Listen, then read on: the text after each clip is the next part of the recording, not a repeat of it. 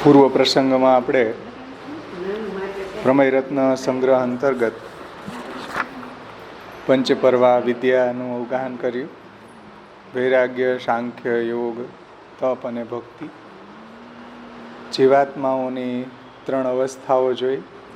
શુદ્ધ, બદ્ધ એટલે સંસારી અને મુક્ત. પછી જીવાત્માનો સાક્ષાત્કાર 3 રીતે થાય છે. એક તો યોગ સાધિત મનથી, અને બીજું ભગવાનની કૃપાથી એવી કોઈ દિવ્ય દૃષ્ટિ અર્જુનજીની જેમ પ્રદાન કરે તો પણ જીવનો સાક્ષાત્કાર થાય છે. અને ત્રીજું છે જ્ઞાનમાર્ગી સાધના વડે, જ્યારે એને બ્રહ્મ જ્ઞાનાત્મિક એની દૃષ્ટિ બની જાય છે, અપરોક્ષ બ્રહ્મ જ્ઞાન એને સિદ્ધ થઈ જાય, ત્યારે જીવાત્માનો સાક્ષાત્કાર થાય છે. અને ક્યારેક ક્યારેક ભગવાન એવી કૃપા કરીને જીવાત્માનો સાક્ષાત્કાર કરાવે. જેવી રીતના શિશુપાલનો જીવ છે એ બધાને દેખતા ભગવાનના ચરણમાં સમાઈ ગયો, તો ભગવાન એવી કૃપા કરે ત્યારે પણ જીવનો સાક્ષાત્કાર થાય છે. પછી જીવોના ગુણો, એમાં પરિમાણ, સંખ્યા, પૃથકત્વ, દૈશિક પરત્વ, અપરત્વ, ક્રિયા સામર્થ્ય, પ્રાણ ધારણ પ્રયત્ન, સ્વપ્ન પ્રકાશત્વ, લૌકિક ઇન્દ્રિય અગ્રાહ્યત્વ, વિસર્પી ચૈતન્ય અને વ્યાપકત્વ. ત્યાં સુધી આપણે જોયું હતું જીવના પ્રકારો. હવે આવે છે જીવના પ્રકારો. આ હતા જીવના ગુણો. જીવના પ્રકારોમાં શ્રીમદ ભગવદ્ ગીતામાં વર્ણવેલ પ્રકારે મુખ્યત્વે જીવો 2 પ્રકારના હોય છે. ભગવાને 16મા અધ્યાયમાં દૈવાસુર સંપદ વિભાગ યોગમાં જીવના 2 પ્રકાર સમજાવ્યા છે. દૈવી આસુરી મેવ ચ. દૈવી સંપદ વિમોક્ષાય નિબંધાય આસુરી મતા. 2 ભૂતસર્ગા. 2 પ્રકારના હું ભૂતસર્ગને ઉત્પન્ન કરું છું. દૈવી આસુરી મેવ ચ. તો એમાં દૈવી જીવ એટલે શું અને આસુરી જીવ એટલે શું એની વ્યાખ્યા આપે છે. દૈવી જીવ એટલે, દૈવી જીવો એને કહેવાય છે કે જેમની અંદર ભગવાને સૂક્ષ્મ સદવાસના સ્થાપિત કરેલી હોય છે. આ સદવાસનાને કારણે દૈવી જીવોમાં આત્મોદ્ધારના ઉપાયો આદરવાની રુચિ અને યોગ્યતા આવતી હોય છે.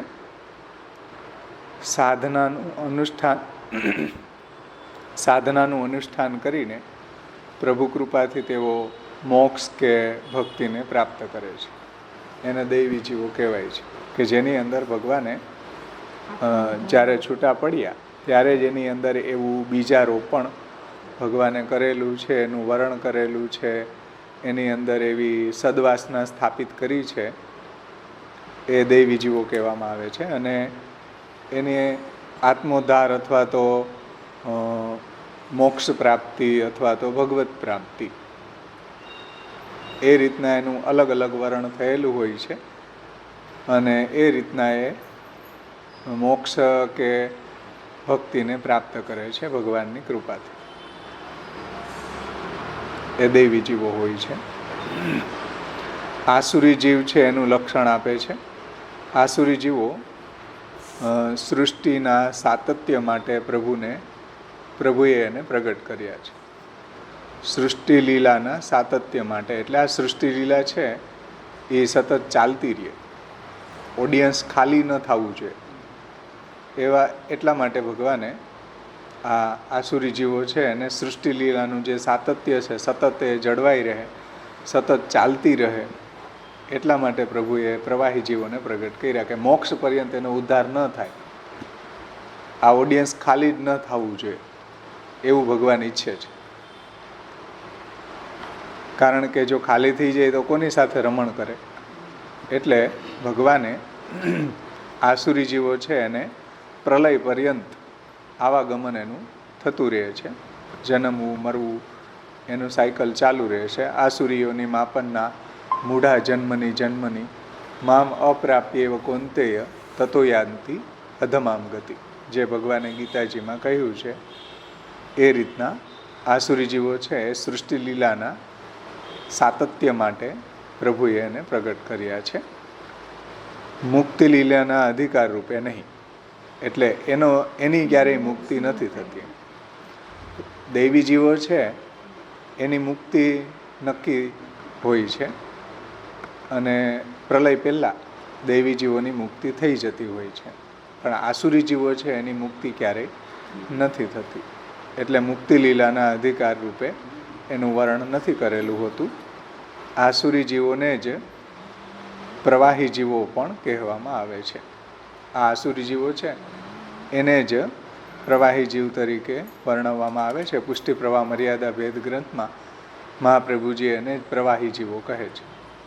એમના બે ઉપભેદો છે, એટલે બે એના અવાંતર ભેદ છે. એક દુર્ગ્ય અને અજ્ઞ. દુર્ગ્યાસ્તે ભગવત પ્રોક્તા અજ્ઞાસ્થાન અનુયે પુનઃ. દુર્ગ્ય જીવો જે છે ભગવાને જે ગીતાજીમાં કહ્યા છે આસુરી જીવો તરીકે, એ જ દુર્ગ્ય જીવો છે. અને દુર્ગ્યનો સંગ કરનારા જે છે એ બધા આસુરા વેશી, એ બધા અજ્ઞ જીવો છે. દુર્ગ્ય જીવોની ક્યારેય મુક્તિ નથી થતી. અજ્ઞ જીવો છે એનો જ્યારે આસુરાવેશ દૂર થાય ત્યારે મુક્ત થાય છે. જીવાસ્તે યાસુરા સર્વે પ્રવૃત્તિંચેતી વર્ણિતા દુર્ગ્યાસ્તે ભગવત પ્રોક્તા યજ્ઞાસ્થાન અનુયે પુનઃ. એ વાત મહાપ્રભુજીએ પુષ્ટિ પ્રવાહ મર્યાદા ભેદ ગ્રંથમાં સમજાવી છે. પુષ્ટિ પ્રવાહ મર્યાદા ભેદ નામના ગ્રંથમાં શ્રી આચાર્ય ચરણો જીવોના બધા જ પ્રકારોનું સવિસ્તાર વર્ણન કર્યું છે. તે મુજબ દૈવી જીવો મુખ્યત્વે બે પ્રકારના હોય છે. દૈવી જીવોના બે અવાંતર ભેદ છે. એક પુષ્ટિ દૈવી જીવ અને બીજું છે મર્યાદા દૈવી જીવ. પુષ્ટિ દૈવી જીવ એ શાસ્ત્ર દ્વારા નિષિદ્ધ એવી કોઈ પણ બાબતમાં આત્યંતિક રુચિ તો જેવો ન જ રાખતા હોય, તેમજ શાસ્ત્રી જે ફલો બતાવેલા છે સ્વર્ગ મોક્ષ ઇત્યાદિ ફલોમાં પણ જેને કોઈ જાતની રુચિ હોતી નથી.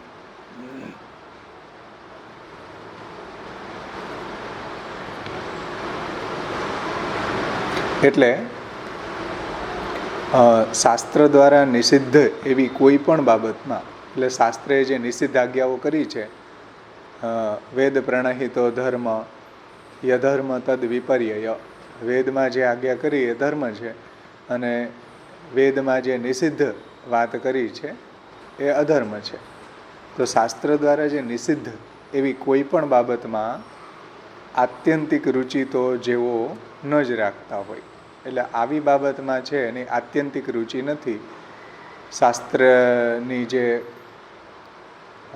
વિધિ નિષેધ છે એમાં, તેમજ શાસ્ત્રી જે ફલો બતાવ્યા છે સ્વર્ગ મોક્ષ ઇત્યાદિ ફલોમાં પણ જેમને કોઈ જાતની રુચિ ન હોય. તદુપરાંત જે જીવોને પુષ્ટિ પ્રભુ માટે સ્વરૂપાશક્તિ કે ભજનાશક્તિ હોય તો એવા જીવોને પુષ્ટિજીવો સમજવા જોઈએ. પુષ્ટિજીવોનું લક્ષણ શું કે ભાઈ શાસ્ત્રની અંદર જે કંઈ બી વિધિ નિષેધ સમજાવ્યા છે કે શાસ્ત્રની અંદર જે કાંઈ બી ફલનું વર્ણન છે, સ્વર્ગ મોક્ષ ઇત્યાદિ ફલો બતાવ્યા છે, એમાં એને રુચિ નથી હોતી, એમાં એને ઇન્ટરેસ્ટ નથી હોતો. શાસ્ત્રમાં જે સાધનો બતાવ્યા જપ તપ તીર્થ હોમ અગ્નિહોત્ર યજ્ઞ વગેરે દાન તપ જપ એવા બધા શાસ્ત્રી સાધનોમાં એને રુચિ હોતી નથી. આત્યંતિક રુચિ એટલે એનું મેન ગોલ એ નથી હોતો. એમ આત્યંતિક રુચિનો મતલબ કે એનો મેઇન ગોલ એ નથી કે શાસ્ત્રના વિધિ નિષેધનું જ પાલન કર્યા કરે અને બીજું કાંઈ ન કરે. એનો મેઇન ગોલ નથી. એટલે એનો મેઇન ગોલ તો ભગવાનની ભજન છે, ભગવાનની પ્રાપ્તિ છે, ભજનાશક્તિ છે, સ્વરૂપાશક્તિ છે. એટલે શાસ્ત્રી જે વિધિ નિષેધ છે એની ઉપર એનું એટલું કોન્સન્ટ્રેશન નથી જેટલું કોન્સન્ટ્રેશન એનું પ્રભુની પ્રાપ્તિ માટે છે. સ્વરૂપાશક્તિના કારણે પ્રભુની સેવામાં એની આસક્તિ છે. સમજાણું ને? એનો મતલબ એવો નથી કે કોઈ શાસ્ત્રી વિરુદ્ધ કાર્ય કરતો હશે એવો આનો તાત્પર્ય ન સમજતા. શાસ્ત્રી વિરુદ્ધ કાર્ય નહીં કરતો હોય પણ ત્યાં સુધી એ રોકાયેલો નથી કે બસ શાસ્ત્રે એમ કીધું એમ કરવું, વાત પૂરી. ત્યાં સુધી એ રોકાયેલો નહીં રહે. જો દૈવી જીવ, પુષ્ટિ દૈવી જીવ હશે તો એ એનો મેઇન ગોલ નહીં હોય. એમ સમજાણું?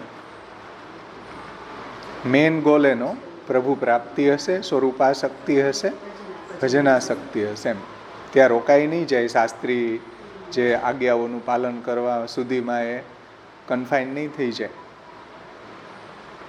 એટલે આત્યંતિક આસક્તિ એની એમાં નહીં હોય. એમ અને શાસ્ત્રી જે ફલો બતાવ્યા છે, સ્વર્ગ, મોક્ષ, આત્મસુખ, પછી શાસ્ત્રી જે સાધનો બતાવ્યા છે, જપ, તપ, હોમ, તીર્થ ઇત્યાદિ, એમાં પણ એની રુચિ નહીં હોય. તદુપરાંત જે જીવોને પુષ્ટિ પ્રભુ માટે સ્વરૂપાશક્તિ કે ભજનાશક્તિ હોય તો એવા જીવોને પુષ્ટિ જીવો સમજવા જોઈએ, કે જેને ભગવાનનું ભજન કરવામાં, ભગવાનની સેવા કરવામાં, ભગવાનના સ્વરૂપમાં જેને આસક્તિ છે એને પુષ્ટિ જીવો સમજવા જોઈએ. એટલે મહાપ્રભુજીએ લૌકિકત્વમ વૈદિકત્વમ કાપટ્યા તે સુનાન્યથા વૈષ્ણવત્વમ એ સહજમ તતો અન્યત્ર વિપર્યય એવું પુષ્ટિ પ્રવાહ મર્યાદા ભેદ ગ્રંથમાં કહ્યું છે. એટલે કે કોઈ પણ લૌકિક કે પારલૌકિક ફલ કે મુક્તિને પણ મેળવવામાં જેઓને આત્યંતિક રુચિ ન હોય એવા. એટલે લૌકિક ફલો જે છે, આ ભૌતિક દુનિયાના જે વૈષયિક સુખો છે કે લૌકિક જે ફલો છે, અથવા તો જે પારલૌકિક ફલ છે, આ દેહ છૂટ્યા પછી મને મુક્તિ મળે કે પરલોકમાં મારા આત્માનો ઉદ્ધાર થાય, આવા જે ફલો છે એમાં એની આત્યંતિક રુચિ નથી હોતી. એટલે એનો મેઇન ગોલ એ નથી હોતું. અને પ્રભુની સેવા કથા, પ્રભુની ભક્તિમાં જ પોતાના જીવનની સાર્થકતા સમજનારા જીવોને પુષ્ટિજીવ કહેવામાં આવે છે. એ પોતાના જીવનની સાર્થકતા શેમાં માને છે? પ્રભુની સેવા કથા અને ભગવાનની ભક્તિ કરવામાં. એમાં જ પોતાના જીવનની સાર્થકતા, પોતાના જીવનનો મેઇન ગોલ એ માને છે. એ પુષ્ટિજીવ એને સમજવા. પ્રભુની સેવા કથા ભક્તિમાં જ પોતાના જીવનની સાર્થકતા સમજનારા, ભગવત પ્રાપ્તિમાં જ એ પોતાના જીવનની સાર્થકતા સમજનારા જે જીવો છે એને બધાને પુષ્ટિજીવો કહેવામાં આવે છે. આ એની ઓળખ છે પુષ્ટિજીવોની. સમજમાં આવ્યું? આવું જો ન થતું હોય તો આમાં પુષ્ટિજીવ તરીકે કંઈક ક્વેશ્ચન માર્ક આપણે મૂકવો જોઈએ કે છે કે નહીં આ પુષ્ટિજીવ છે તો ભજન કેમ નથી કરતો, ભગવત સેવા કથામાં પ્રભુની સ્વરૂપમાં કેમ નિષ્ઠા નથી થતી, ભજનાશક્તિ, કથાશક્તિ કેમ નથી થતી. મતલબ કુછ ના કુછ લફડા. સમજાણું? કંઈક પ્રોબ્લેમ છે જીવમાં. ત્યાર પછી મર્યાદા જીવનો લક્ષણ બતાવે છે કે શાસ્ત્ર દ્વારા નિષિદ્ધ હોય એવી કોઈ પણ બાબતમાં મર્યાદા જીવોને પણ આત્યંતિક રુચિ હોતી નથી. જો શાસ્ત્ર દ્વારા નિષિદ્ધ હોય એવી કોઈ પણ બાબતમાં મર્યાદા જીવોને પણ આત્યંતિક રુચિ હોતી નથી. એમ છતાં પણ પુણ્ય કર્મોની મર્યાદામાં રહીને સ્વર્ગ અથવા તો શાસ્ત્રીય સાધનોની મર્યાદા મુજબ નિષ્કામ કર્મ, જ્ઞાનો ઉપાસના કે મર્યાદા ભક્તિ દ્વારા મોક્ષ મેળવવાની અભિલાષા મર્યાદા જીવોને હોય છે. તેથી આવા જીવોને મર્યાદા જીવ કહેવામાં આવે છે. એટલે મર્યાદા જીવો જે છે એને પણ શાસ્ત્ર દ્વારા નિષિદ્ધ હોય એવી કોઈ પણ બાબતમાં મર્યાદા જીવોને પણ આત્યંતિક રુચિ હોતી નથી. એટલે એનો મેન ગોલ એ નથી.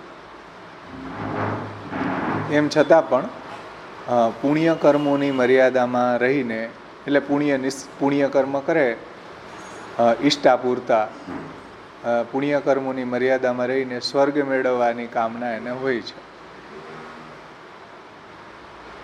એટલે મર્યાદા માર્ગી જીવો છે એનું વર્તુળ મોટું છે.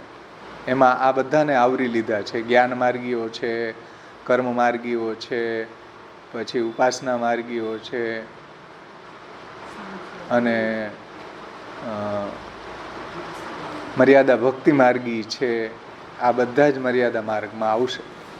એટલે પુણ્ય વગેરે કર્મો કરીને એ સ્વર્ગ મેળવવાની કામના હોય, અથવા તો શાસ્ત્રી જે સાધનો બતાવ્યા એ શાસ્ત્રી સાધનોની મર્યાદા મુજબ એ નિષ્કામ કર્મ દ્વારા જ્ઞાન ઉપાસના કે મર્યાદા ભક્તિ દ્વારા મોક્ષ મેળવવાની અભિલાષા મર્યાદા જીવોને હોય છે. કે બી જે કંઈ બી કર્મ કરે એ નિષ્કામ કર્મ કરે, ભગવાનને અર્પણ કરે, પછી જ્ઞાન ઉપાસના ઇત્યાદિ કરે, અથવા તો મર્યાદા ભક્તિ કરે. આ બધા દ્વારા એને મોક્ષ મળે છે. જો નિષ્કામ કર્મ કરે તો એને આત્મસુખ મળે છે, અને જ્ઞાન માર્ગ દ્વારા જો એ પોતાની સાધના કરે તો એને અક્ષર બ્રહ્માલય થાય છે. પછી મર્યાદા ભક્તિ કરે તો વૈકુંઠમાં એને સાયુજ્ય, સામીપ્ય, સાલોક્ય, સારૂપ્ય ઇત્યાદિ ઇત્યાદિ ફલોની પ્રાપ્તિ થતી હોય છે. આ બધા મર્યાદા જીવો છે.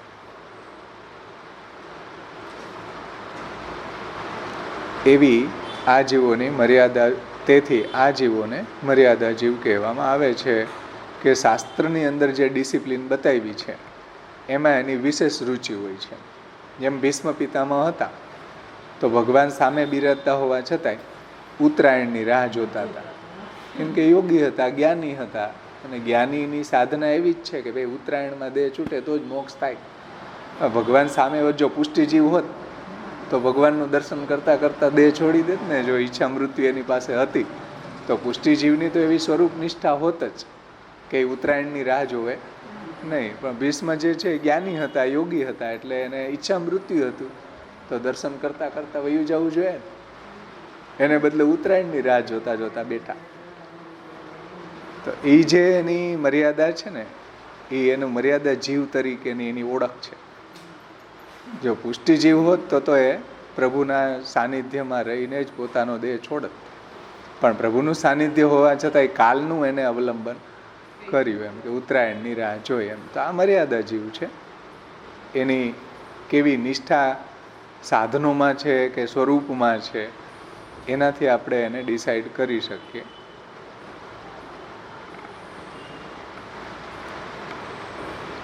તો અન્ય દેવી દેવતાઓ જે છે, દુર્ગા, ગણપતિ, શિવ, એની પણ ઉપાસના કરવા વાળાને પણ તત્ત દેવમાં એને સાયુજ્ય, સાલોક્ય, સામીપ્ય, સારૂપ્ય ઇત્યાદિ મોક્ષની પ્રાપ્તિ થાય છે. એ પણ મર્યાદા માર્ગી છે.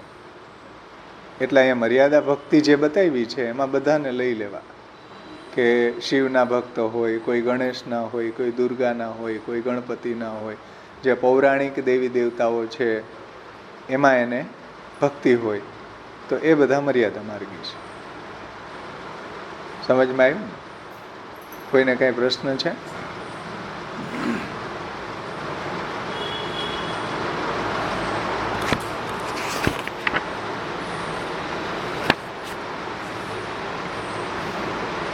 તો આગળ વધીએ આપણે. પુષ્ટિજીવોના ફરી 4 પ્રકારના હોય છે. પુષ્ટિજીવોના ફરીથી પાછા 4 અવાંતર ભેદ છે.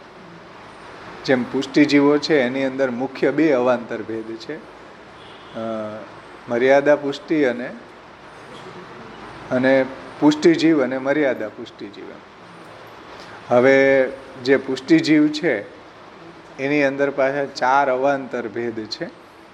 એ શુદ્ધ પુષ્ટિ, પુષ્ટિ પુષ્ટિ, મર્યાદા પુષ્ટિ અને પ્રવાહ પુષ્ટિ.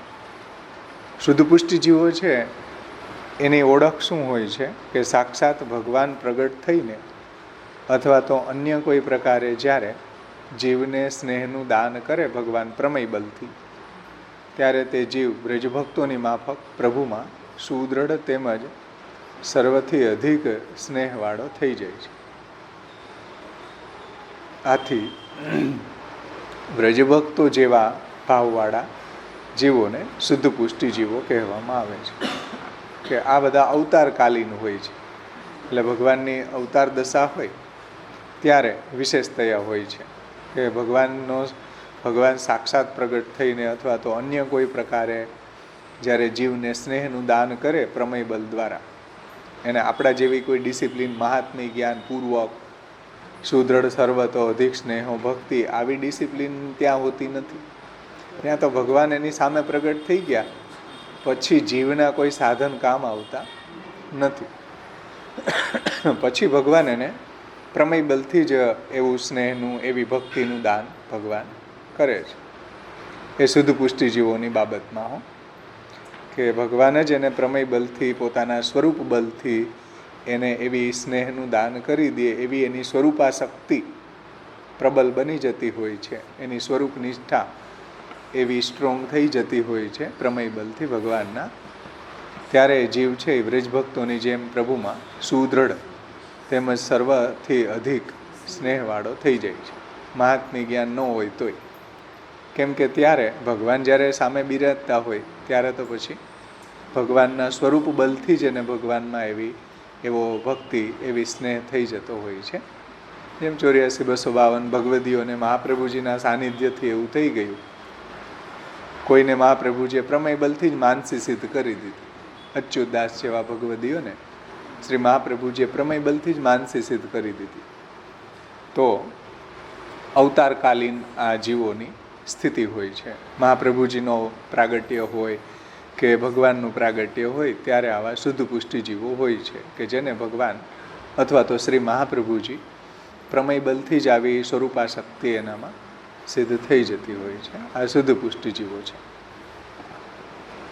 મર્યાદા હવે આવે છે મિશ્ર પુષ્ટિ જીવો. મિશ્ર પુષ્ટિ જીવોના 3 પ્રકારો છે. પુષ્ટ્યા વિમિશ્રા સર્વજ્ઞા પ્રવાહેણ ક્રિયારતા મર્યાદયા ગુણજ્ઞાસ્તે શુદ્ધા પ્રેમણાતિ દુર્લભા.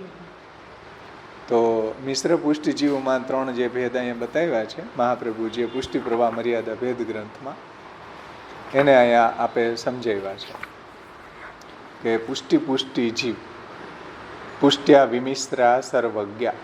તો સર્વજ્ઞા એટલે ભગવત સેવામાં ઉપયોગી હોય એવી સર્વ બાબતોનું એને જ્ઞાન હોય છે, તથા પ્રભુના સ્વરૂપનું, મહાત્મ્યનું કે પ્રભુના ગુણધર્મોનું પણ જ્ઞાન આવા જીવોને પ્રભુની કૃપાથી સાંપડેલ સત્સંગ કે યોગ્ય ગુરુ દ્વારા સહેજે એને મળી જતું હોય છે.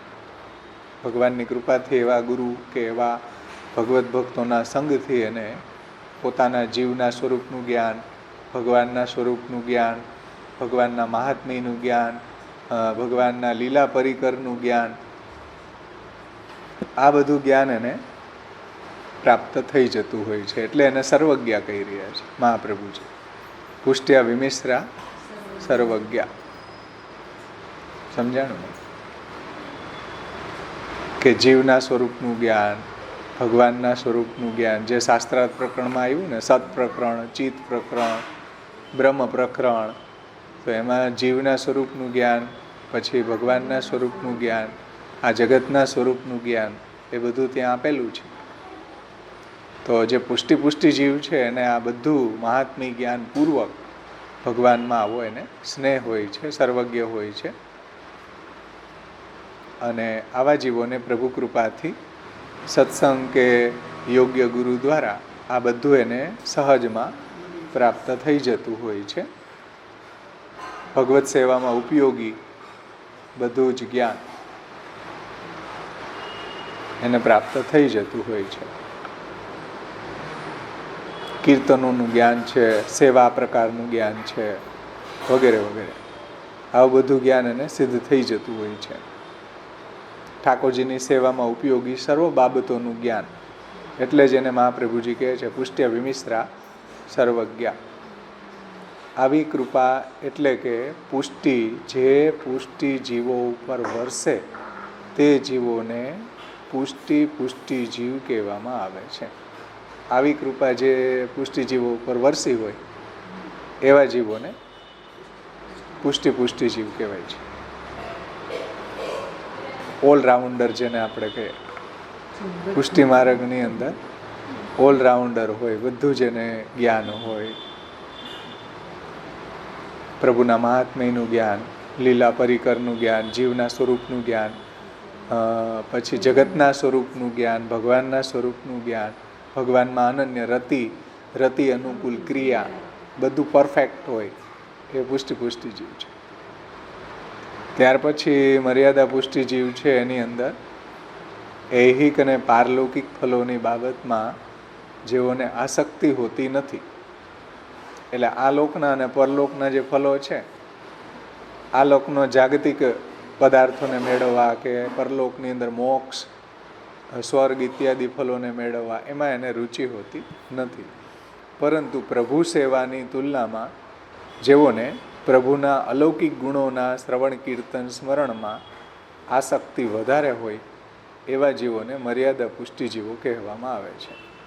એટલે મર્યાદયા ગુણજ્ઞાસ્તે, કે ભગવાનની સેવાની અંદર સેવા કરતા હોય છે, પણ સેવાની કમ્પેરમાં એને ભગવાનના ગુણોમાં વિશેષ આસક્તિ હોય છે, સત્સંગમાં વિશેષ આસક્તિ હોય છે, કથા ગુણગાનમાં, ભગવદ્ કીર્તનમાં, શ્રવણ કીર્તન સ્મરણમાં એની આસક્તિ વિશેષ હોય છે, જેટલી સેવામાં એની નથી હોતી. એમ હોય છે, પણ જેટલી એને પ્રભુના શ્રવણ કીર્તનમાં, કથા પક્ષમાં જેટલી આસક્તિ હોય એટલી એમાં નથી હોતી. એમ તો એ મર્યાદા ગુણજ્ઞાસ્તે છે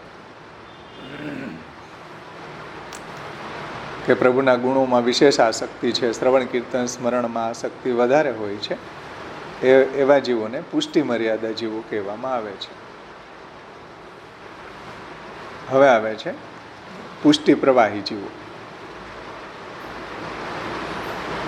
પ્રભુ સેવા, હવે જો પ્રવાહ પુષ્ટિ જીવ છે એને પ્રવાહેણ ક્રિયારતા એવું મહાપ્રભુજી પુષ્ટિ પ્રવાહ મર્યાદા ભેદ ગ્રંથમાં એને વ્યાખ્યા આપે છે કે ભાઈ પ્રભુ સેવા સંબંધી બાહ્ય કાર્યોમાં વધુ પડતી રુચિ ધરાવનારા, પણ પ્રભુની બાબતમાં અલ્પ સ્વરૂપાસક્તિવાળા પુષ્ટિજીવોને પ્રવાહ પુષ્ટિજીવ કહેવામાં આવે છે. એટલે પ્રભુની સેવા સંબંધી જે બાહ્ય ક્રિયા હોય એ ક્રિયામાં એને વધારે રુચિ હોય. કે ફૂલ મંડલી બનાવીએ તો ફૂલ લઈ આવે અને માલા ભરી લે, પછી ખસનો બંગલો હોય કે બીજા જે બધા ઉત્સવો આવતા હોય તો ઈંડોળાની સજાવટ હોય ને આવું બધું હોય, સાંજી ને થાળની આરતી ને એને એવી બધીમાં એની માસ્ટરી હોય, ક્રિયામાં એની માસ્ટરી હોય. આપણે એને એમ કહે કે સત્સંગમાં આવો ને, તો કે ના હો ભાઈ, અમારે સત્સંગમાં ટાઈમ જ નથી મળતો. આવા સ્વરૂપ નિષ્ઠા ન હોય, સ્વરૂપાસક્તિ ન હોય એની, ભગવાનના સ્વરૂપમાં આસક્તિ ન હોય, પણ ભગવાનની જે સેવા છે એની ક્રિયામાં, સામગ્રી બનાવવામાં, શૃંગાર બનાવવામાં, આમાં બધે બહુ માસ્ટરી હોય. એ ક્રિયારતા કહેવાય. સેવાની ક્રિયામાં રતો, સંસારમાં નહીં હું ભાઈ, સેવાની ક્રિયામાં એને આસક્તિ હોય. આ કનિષ્ઠ પ્રકારનો છે જીવ. આનાથી ઊંચા મર્યાદા પુષ્ટિ જીવ છે કે જેને ભગવાનની સેવામાં અને ભગવાનની કથામાં વિશેષ આસક્તિ છે, સેવા કરતા. પણ પ્રવાહણ ક્રિયારતા છે એને સેવાની ક્રિયામાં આસક્તિ હોય વધારે ને વધારે. ઠાકોરજીમાં કે ઠાકોરજીના સ્વરૂપમાં કે ઠાકોરજીના નામ, રૂપ, ગુણ, લીલા ચરિત્રોનું શ્રવણ કરવામાં, કીર્તન કરવામાં, સ્મરણ કરવામાં, ભાગવતમાં, એમાં એની આસક્તિ ન હોય. આવા બધા ક્રિયારતા કહેવાય. આને પ્રવાહેણ ક્રિયારતા, ક્રિયામાં વિશેષ રુચિ હોય. પણ એને સત્સંગમાં મજા ન આવે. ઠાકોરજીના નામ, રૂપ, ગુણ, લીલા ચરિત્રોનું શ્રવણ કરવું હોય, ભાગવતનું ચિંતન કરવું હોય, એમાં એને રુચિ ન હોય. કેવલ ક્રિયામાં એ જુટાયેલા રહેતા હોય છે.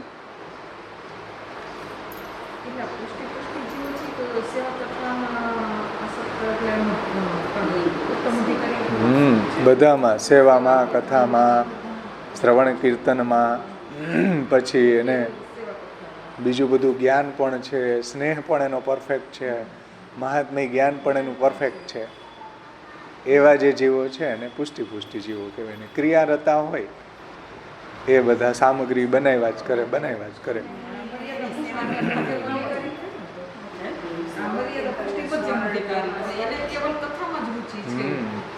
કેવલ કથાની સેવામાં છે, પણ કથામાં વિશેષ છે. સેવામાં નથી એવું નથી હો ભાઈ. તો પછી પ્રવાહેણ ક્રિયારતા જે છે એનાથી નીચેની કેટેગરીમાં આવી જશે. એટલે સેવામાં રુચિ છે, પણ એની આસક્તિ કથામાં વધારે છે. ભગવાનનું શ્રવણ કીર્તનને સ્મરણ કરવું હોય, હા, પુષ્ટિ જીવ છે તો એને બંનેમાં આસક્તિ છે. સેવામાં, કથામાં, ગુણગાનમાં, ભાગવતમાં, ભગવાનનું મહાત્મ્યને જાણવામાં, ભગવાનના નામ રૂપ ગુણ લીલા ચરિત્રોમાં કોઈ એવું પાછું બાકી નહીં હોય કે એમાં એની રુચિ ન હોય. અને મર્યાદા પુષ્ટિ જીવ છે એને ગુણાશક્તિ વધારે હોય છે સેવાની કમ્પેરિઝનમાં. કારણ કે ગુણજ્ઞાસ્તે મર્યાદયા ગુણજ્ઞાસ્તે પ્રવાહેણ ક્રિયારતા. અને પ્રવાહી એટલે પુષ્ટિ હો ભાઈ, સંસારની ક્રિયામાં રત નથી હોતા. ઠાકોરજીની સેવાની ક્રિયામાં એ રત હોય છે. એટલે એને જોઈએ એવું ભગવાનનું મહાત્મ્ય જ્ઞાન પણ હોતું નથી, જોઈએ એવો પ્રભુમાં સ્નેહ પણ હોતો નથી, પરંતુ પ્રભુની સેવાની ક્રિયામાં એની આસક્તિ પ્રબળ હોય છે. સમજાણું?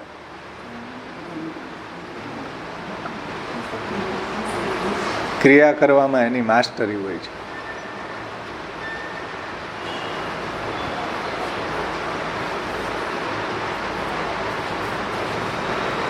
એટલે આ બધું વરણ છે, વરણય હોઈ શકે, આ સોપાન પણ હોઈ શકે.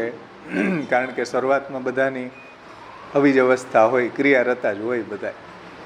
પણ ધીરે ધીરે જેમ સત્સંગ થાય, મહાપ્રભુજીના ગ્રંથોનું અવગાહન કરે, ભાગવતનું અધ્યયન કરે, શાસ્ત્રા સર્વનિર્ણયનું અવગાહન કરે, એમ કરતાં કરતાં એને ભગવાનના ગુણોમાં પણ રુચિ થાય. સાવ ક્રિયારતા ન રહે, એનાથી ઉપર ઉઠે. ભગવાનની અંદર સ્વરૂપાશક્તિ થાય, ગુણાશક્તિ થાય, ઠાકોરજીની સેવામાં એને રુચિ થાય. તો પછી ધીરે આગળ વધતા એ પ્રવાહેણ ક્રિયારતા હોય એમાંથી મર્યાદા ગુણજ્ઞાસ્તે બને. અને એમ કરતાં કરતાં એનું બધું પરફેક્ટ થાય ત્યારે પુષ્ટિ જીવ થઈ જાય. એવું હોઈ શકે. અને ભગવાને જો એનું ફિક્સ વરણ કરેલું હોય તો પ્રવાહેણ ક્રિયારતા જ રહે પહેલેથી છેલ્લા સુધી, એમાં કાંઈ ફેર જ ન પડે. જો એનું સ્થાયી વરણ એવી રીતના ભગવાને કરેલું હોય તો. સમજાણું ને? કે ભાઈ અમને આ બસ માફક આવી ગયો, અમને બીજું કંઈ ગમે નહીં, એટલે એ કર્યા કરે. સવારે ઉઠીથી એને ટેવ પડી ગઈ હોય, એટલે જેમ કેમ આપણને ટેવ પડી જાય સવારે ઉઠીને ઝાપટ ઝૂપટ કરવું, નામ કરવું, હા, એમ એને ટેવ પડી ગઈ હોય તો સવારમાં ઉઠીને ચાલુ થઈ જાય. એટલે એવું ફિક્સ વરણ પણ હોઈ શકે.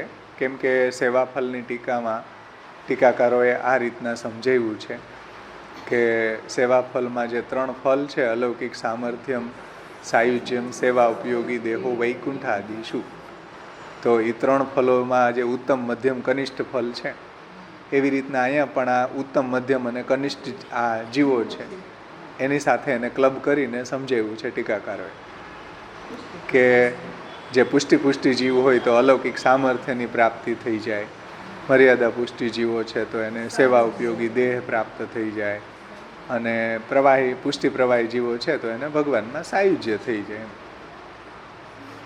આવું થઈ જાય. એમ ઉત્તમ મધ્યમ કનિષ્ઠ ફલો છે એ મળી જાય જો એનું ફિક્સ વરણ કરેલું હોય તો. ઉત્તમ વરણ કરેલું હોય તો ભલે એની શરૂઆત ક્રિયારતાથી થઈ હોય પણ એ આગળ વધી શકે. એનામાં જે મિસિંગ પોઈન્ટ છે એને એ પાછો ડેવલપ કરી શકે. સમજમાં આવ્યું?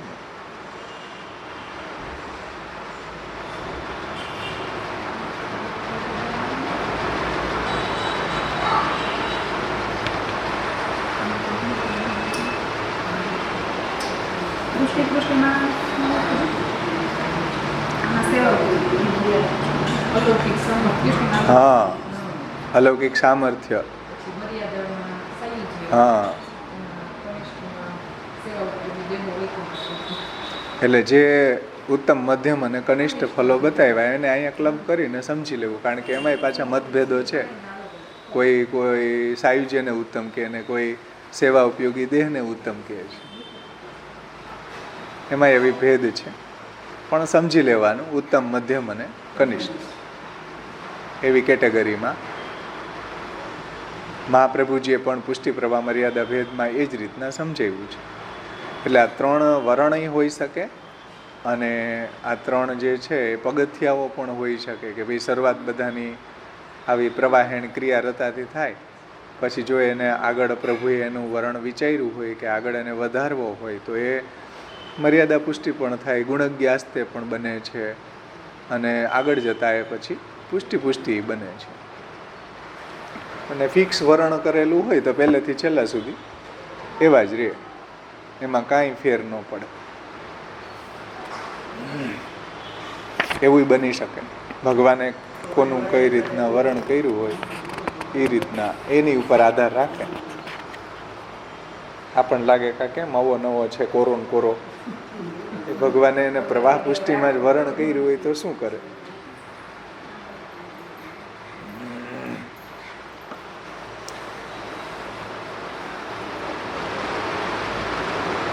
આગળ આ જીવોને મળતા ફલો જે છે એનું વર્ણન કરે છે. મુક્તિના 2 પ્રકારો છે. એક છે જીવન મુક્તિ અને એક છે વિદેહ મુક્તિ. આ શાસ્ત્રીય ટર્મિનોલોજી છે. શાસ્ત્રની અંદર 2 રીતના મુક્તિનું વર્ણન છે, એક જીવન મુક્તિ અને એક વિદેહ મુક્તિ. સમજાણું? જીવન મુક્તિ એટલે શું? વૈરાગ્ય, સાંખ્ય આદિ વિદ્યાના 5 પર્વો પ્રાપ્ત થતાં જ જીવ ઉપરનું અવિદ્યાનું બંધન ઢીલું પડી જાય છે. વૈરાગ્ય, સાંખ્ય, યોગ, તપ અને ભક્તિ. જે મહાપ્રભુજીએ આપણને સત્પ્રકરણમાં સમજાવ્યું હતું ને, વૈરાગ્ય, સાંખ્ય, યોગો તપો ભક્તિશ્ચ કેશવે પંચ પર્વેતિ વિદ્યેયમ યયા વિદ્વાન હરિમ વિશે. આવી 5 પ્રકારની વિદ્યા પ્રાપ્ત થાય એટલે જીવ છે એને હરિમાં પ્રવેશ થાય છે, અથવા તો એને જીવન મુક્તિ ઇત્યાદિ થાય છે. તો પંચપર્વા વિદ્યા પ્રાપ્ત કરી લે અને પછી એને જીવ ઉપરનું અવિદ્યાનું જે બંધન છે, દેહાધ્યાસ, ઇન્દ્રિયાધ્યાસ, પ્રાણાધ્યાસ, અંતઃકરણાધ્યાસ અને સ્વરૂપ વિસ્મૃતિ, એ ઢીલું પડે. એટલે જીવના દેહના, ઇન્દ્રિયના, પ્રાણ અને અંતઃકરણ અને સ્વરૂપ વિસ્મૃતિના અધ્યાસો એના દૂર થાય. જ્યારે પંચપર્વા વિદ્યાની પ્રાપ્તિ થાય પછી આ અધ્યાસો દૂર થવા છતાંય સંચિત અને પ્રારબ્ધ કર્મના ફલો ભોગવવાના જ્યાં સુધી બાકી રહ્યા હોય ત્યાં સુધી દેહનો વિલય એટલે કે મૃત્યુ નથી થતું.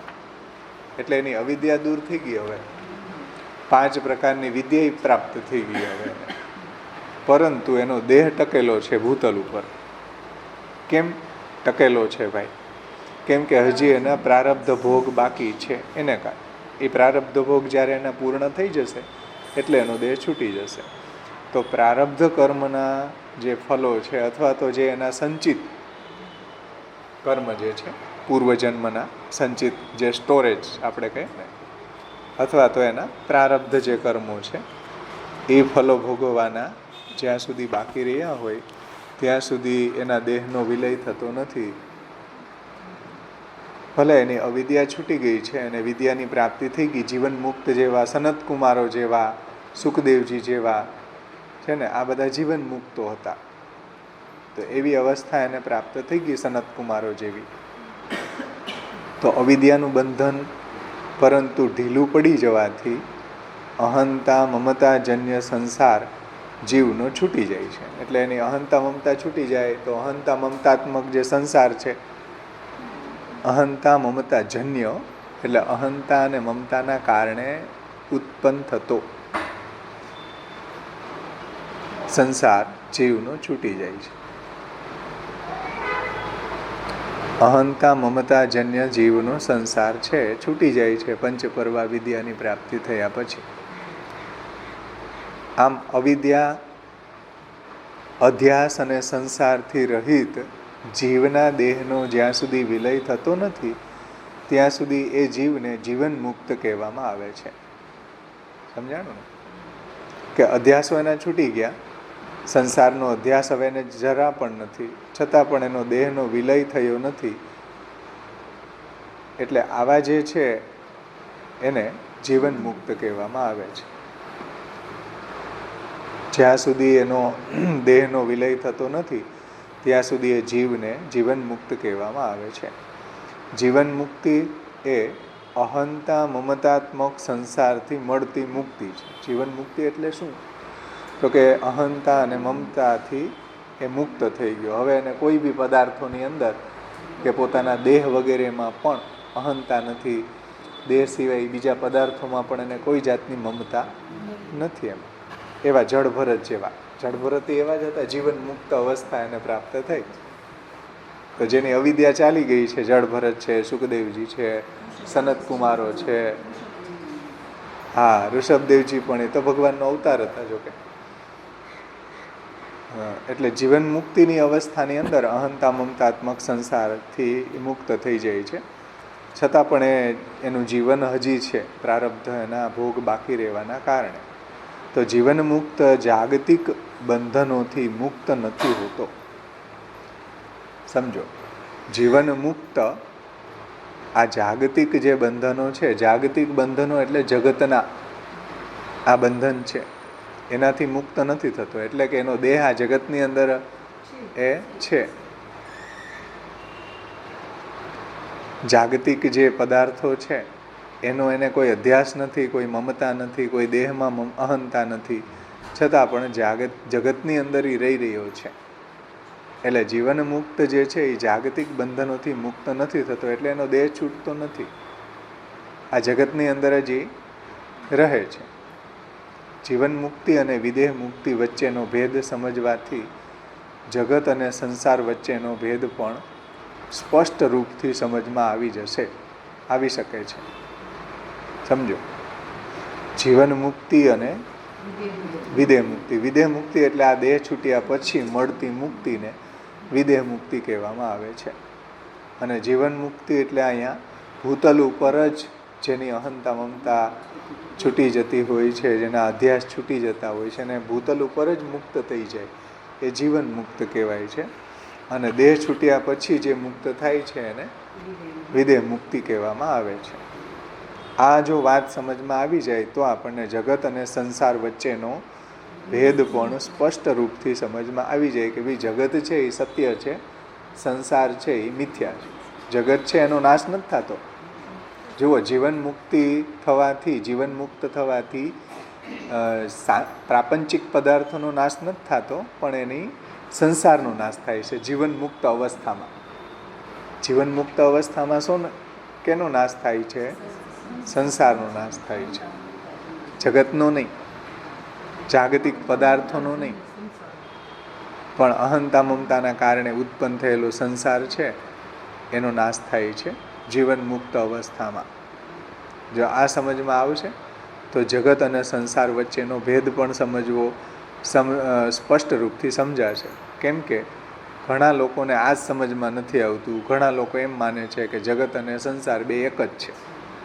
હકીકતમાં મહાપ્રભુજીના મત પ્રમાણે, એટલે કે શાસ્ત્રના મત પ્રમાણે, વેદ ગીતા બ્રહ્મસૂત્ર ભાગવતના મત પ્રમાણે જગત ભગવદ રૂપ છે, ભગવદાત્મક છે, ભગવાન જ એના અભિન્ન નિમિત્તો ઉપાદાન કારણ છે. સંસાર મિથ્યા છે. સંસારનું કોઈ ઉપાદાન કારણ ભગવાન નથી. સંસાર જે છે એ તો અવિદ્યાજન્ય છે. તથા જીવ સંસાર ઉચ્યતે નતું જાયતે. મહાપ્રભુજી આગળ આપણને સત્પ્રકરણમાં સમજાવી દીધું. આ તો સંસાર જે છે એ મિથ્યા છે, એનો નાશ થાય છે જીવન મુક્તિની અવસ્થામાં. જગતનો નાશ થતો નથી. એટલે જગત અને સંસારનો ભેદ સમજવો ખૂબ જરૂરી છે. જે આની પહેલાંનું આપણે પ્રકરણ જોયું એમાં ખૂબ વિસ્તારથી આ વાતને જોઈ ગયા આપણે સત્પ્રકરણમાં. આમાં આપણે જે પ્રપંચ વિવેકમાં લાસ્ટમાં આ વાત આવી હતી વિસ્તારથી, જગત અને સંસાર વચ્ચેનો ભેદ. તો જીવન મુક્તિ બધાને સમજાઈ ગઈ હશે. જીવન મુક્તિ આપણે ત્યાં આપણા સેવાફલની જે ટર્મિનોલોજી છે એમાં જીવન મુક્તિ કોને કહેવાય? પેલા વિદેહ મુક્તિ સમજી. વિદેહ મુક્તિ શું છે જુઓ, પછી આપણે સેવાફલ સાથે એની સાથે એનો સમન્વય કરીએ.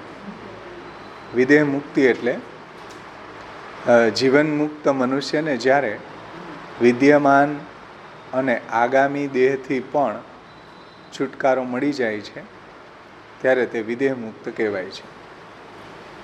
સમજો ધ્યાનથી.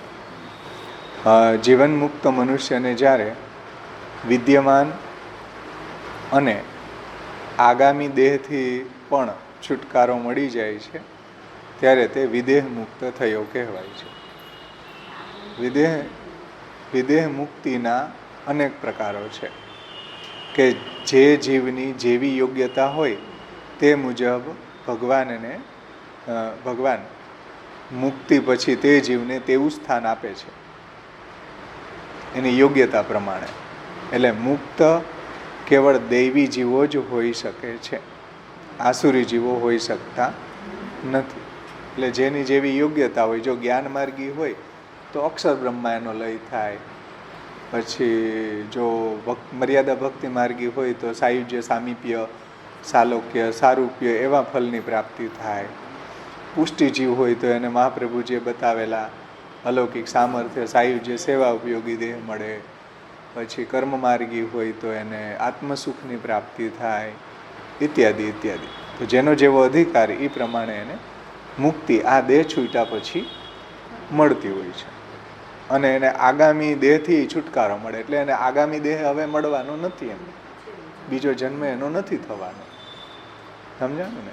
આ દેહ છૂટ્યા પછી હવે એને આગળ બીજો દેહ પ્રાપ્ત નથી થવાનો. એમ આગામી દેહથી ની છુટકારો મળી ગયો, એ વિદેહ મુક્તિ. આ દેહ છૂટ્યા પછી જે મળતી મુક્તિ છે એને વિદેહ મુક્તિ કહેવામાં આવે છે.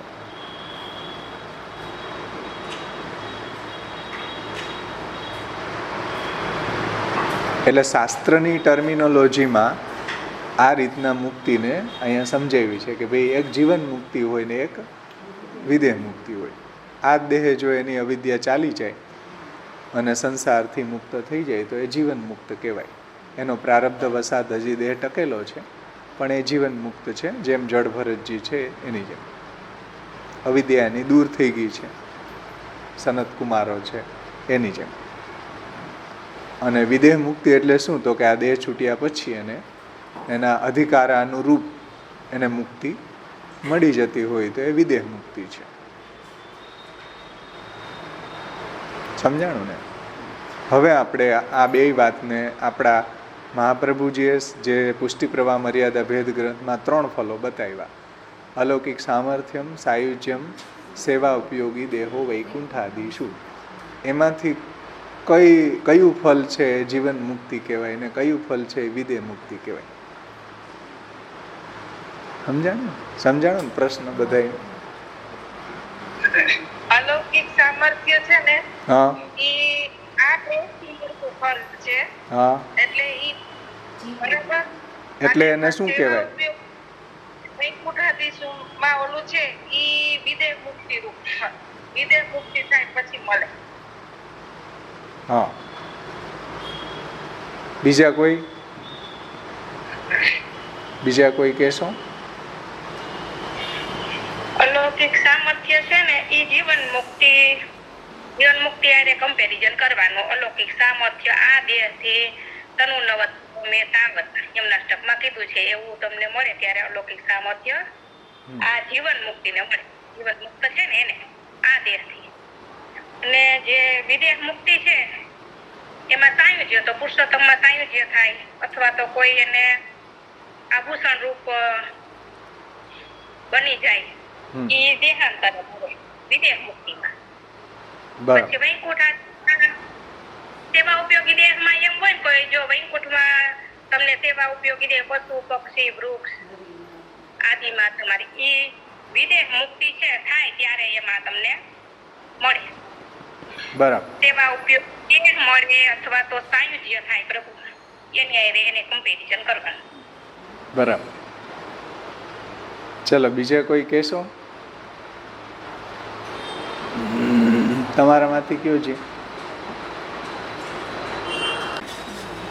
કે અલૌકિક સામર્થ્ય છે એ ફલ છે, આ ભૂતલ ઉપર મળતું ફલ છે, અને સાયુજ્ય અને સેવા ઉપયોગી દેહ છે એ દેહાંતરે મળતું ફલ છે. આ દેહ છૂટ્યા પછી તો હવે જીવન મુક્તિ કઈ ને વિદેહ મુક્તિ કઈ?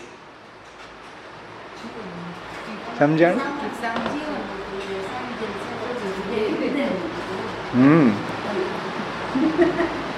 અલૌકિક સામર્થ્ય છે ઈ જીવન મુક્તિનું ફળ છે ને? હા, અને બરાબર. ઓલા બે ફળથી વિદેહ મુક્તિનું ફળ છે. હા, સાયુજ્ય અને સેવા ઉપયોગી દેહ જે છે દેહ છૂટ્યા પછી મળતું ફલ છે એટલે વિદેહ મુક્તિ છે. અને અલૌકિક સામર્થ્ય છે ભૂતલ ઉપર મળતું ફલ હોવાથી જીવન મુક્તિ છે.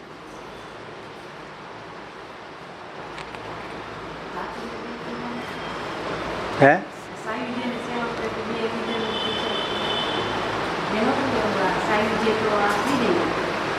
કીધું તું?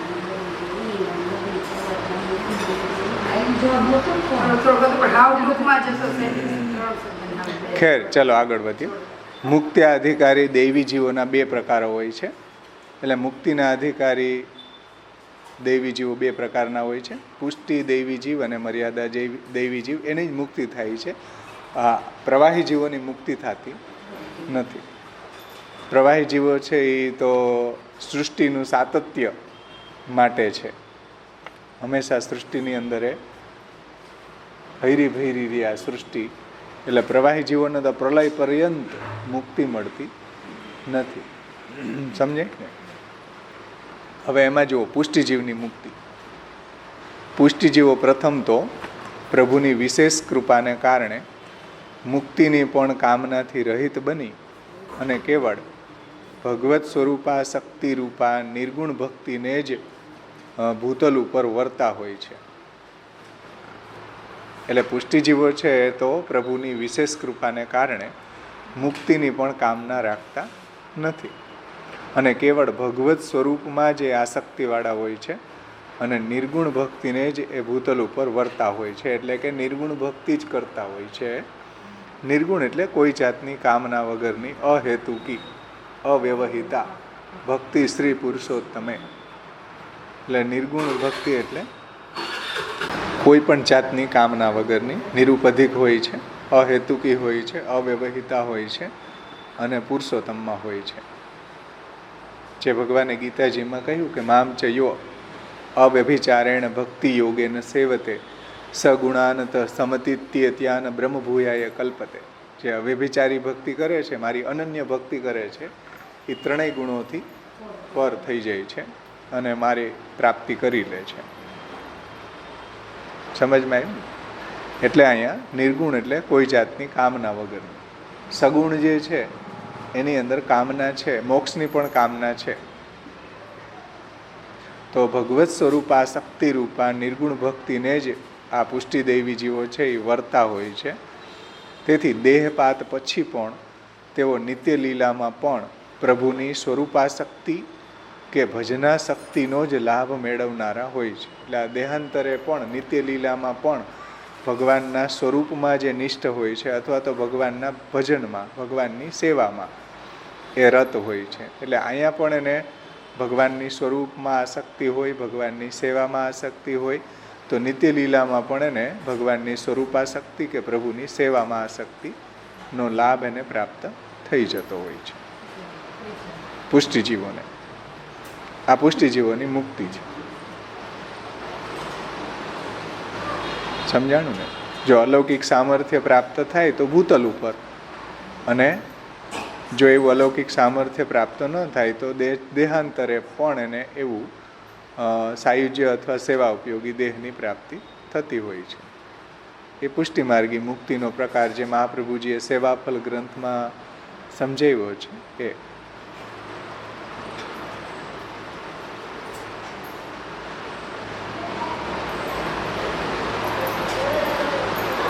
મર્યાદા જીવોની મુક્તિ, મર્યાદા જીવો માટે શાસ્ત્રમાં કર્મયોગ, જ્ઞાનયોગ, ઉપાસના ભક્તિ યોગ તથા સાંખ્ય યોગ જેવા અનેક સાધનો બતાવવામાં આવ્યા છે. મર્યાદા જીવોની મુક્તિના જે માર્ગ છે, જે પ્રકારો છે, એમાં કર્મયોગ, યોગ એટલે જોડાવું, કર્મ દ્વારા ભગવાન સાથે જોડાવું. જ્ઞાન યોગ એટલે જ્ઞાન દ્વારા જોડાવું. ઉપાસના ભક્તિ યોગ એટલે ભક્તિ દ્વારા જોડાવું. પછી સાંખ્ય યોગ જેવા અનેક સાધનો શાસ્ત્રમાં બતાવવામાં આવ્યા છે. આ સાધનોનું અનુષ્ઠાન દ્વારા મર્યાદા જીવો યથાઅધિકાર મુક્તિ મેળવે છે. આ સાધનો દ્વારા એ જેનો જેવો અધિકાર એ પ્રમાણે મુક્તિ મેળવે છે. જો કર્મયોગ છે તો સકામ કર્મ કરતા હોય તો સ્વર્ગ મળે, નિષ્કામ કર્મ કરતા હોય તો આત્મસુખ મળે. જ્ઞાન યોગ જે છે એના દ્વારા અક્ષર બ્રહ્મમાં મુક્તિ થાય છે. ઉપાસના ભક્તિ યોગ દ્વારા તત્ત દેવમાં એને સાયુજ્ય, સામીપ્ય, સાલોક્ય, સારૂપ્ય થાય. જે દેવનો એ ભક્ત હોય એ દેવમાં ગણેશનો, દુર્ગા, ગણપતિ કે વિષ્ણુ કે શિવ, એનો જેનો ભક્ત હોય એને તત્ત લોકમાં, તત્ત દેવતાઓના લોકમાં એને સાયુજ્ય, સામીપ્ય, સાલોક્ય, સારૂપ્ય મુક્તિ એને પ્રાપ્ત થતી હોય છે. પછી સાંખ્ય અને યોગ છે તો એની અંદર અહંતા મમતા નાશે, સર્વથા નિરહંકૃતો, સ્વરૂપસ્થો યદા જીવ કૃતાર્થ સનિગદ્યતે, એને સ્વરૂપમાં એ સ્થિતિ રૂપી મુક્તિ પ્રાપ્ત થતી હોય છે. તો જેવો અધિકારી એ પ્રમાણે એને મુક્તિ મળતી હોય છે મર્યાદા માર્ગી જીવોને, એના અધિકાર પ્રમાણે. કયા પ્રકારનું સાધન કરે છે એ પ્રમાણે એને મુક્તિ મળે છે. એને સમજાવ્યું છે મર્યાદા માર્ગી મુક્તિના પ્રકારો જો આગળ સમજાવ્યા છે કે મુક્તિના વિવિધ પ્રકારો એમાં સમજાવ્યું. જુઓ, કેવળ નિષ્કામ કરવાથી આત્માનંદ રૂપા મુક્તિ લાભ એને થાય છે. જો નિષ્કામ કર્મ કરતા હોય તો કર્મયોગ દ્વારા, કે નિષ્કામ કર્મ કરે તો એને આત્માનંદ રૂપા મુક્તિ થાય છે. આત્મસુખ જેને કહેવામાં આવે. યન્ન દુઃખેન સંભિન્નમ ન ચ ગ્રસ્ત અનંતરમ અભિલાષો ઉપનીતંચ યત સુખમ સ્વપદાસ્પદમ, એવી વ્યાખ્યા મહાપ્રભુજીએ આત્મા સુખની નિબંધમાં આપેલી છે. પછી અથવા તો બ્રહ્મજ્ઞાન સહિત જો વૈદિક કર્મ દ્વારા બ્રહ્માનંદ પ્રાપ્તિ રૂપા એને મુક્તિ મળે છે. જો બ્રહ્મજ્ઞાન હોય સાથે, બ્રહ્મજ્ઞાન સાથે નિષ્કામ કર્મો હોય તો બ્રહ્માનંદની પ્રાપ્તિ થાય છે, અક્ષર બ્રહ્મા એને મુક્તિ મળે છે. અથવા તો બ્રહ્મે ધારણ કરેલા વેદોક્ત અગ્નિ, વરુણ આદિ દેવતાઓ જે છે, અગ્નિ, વરુણ વગેરે જે દેવતાઓ છે વેદની અંદર, ઇન્દ્ર, સૂર્ય, એ બધા વૈદિક દેવતાઓ છે, વેદોક્ત દેવતાઓ. અગ્નિ, વરુણ આદિ તથા પુરાણોક્ત દેવતાઓ શિવ, દુર્ગા, ગણપતિ આદિ દેવતાઓની બ્રહ્મ બુદ્ધિથી આ જન્મ નિષ્કામ ભાવથી ભક્તિપૂર્વક ઉપાસના કરવી, તે દેવતાઓના લોકમાં અથવા તો તે દેવ સ્વરૂપમાં સાલોક્ય, સાષ્ટી, સામીપ્ય અને સારૂપ્ય અથવા તો સાયુજ્ય રૂપા મુક્તિ પ્રાપ્ત કરે છે. સમજાણે? બ્રહ્મે ધારણ કરેલા વેદોક્ત એટલે વેદની અંદર જે દેવતાઓ છે, અગ્નિ, વરુણ, ઇન્દ્ર, સૂર્ય ઇત્યાદિ ઇત્યાદિ, અને પુરાણોક્ત જે દેવતાઓ છે શિવ, દુર્ગા, ગણપતિ, વિષ્ણુ ઇત્યાદિ ઇત્યાદિ, એ દેવરૂપની બ્રહ્મ બુદ્ધિથી આ જન્મો, બ્રહ્મ બુદ્ધિથી એટલે નિર્દોષ પૂર્ણ ગુણતા, તતત શાસ્ત્રે તયો કૃતા, બ્રહ્મ બુદ્ધિથી. જેમ આપણે શ્રી કૃષ્ણને પરબ્રહ્મ માનીએ એ રીતના એ જે દેવની ઉપાસના કરતો હોય ને એને એ જો પરબ્રહ્મ માનીને એનું તદીયત્વ અને તદાશ્રય રાખીને, એનો અનન્ય આશ્રય રાખીને બ્રહ્મ બુદ્ધિથી આ જન્મ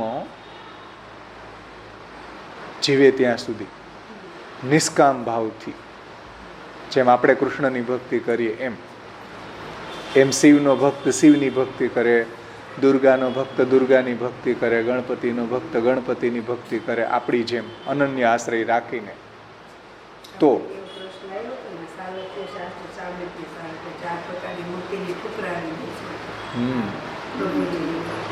આ મર્યાદા ભક્તિ છે ને, આ મર્યાદા ભક્તિ છે.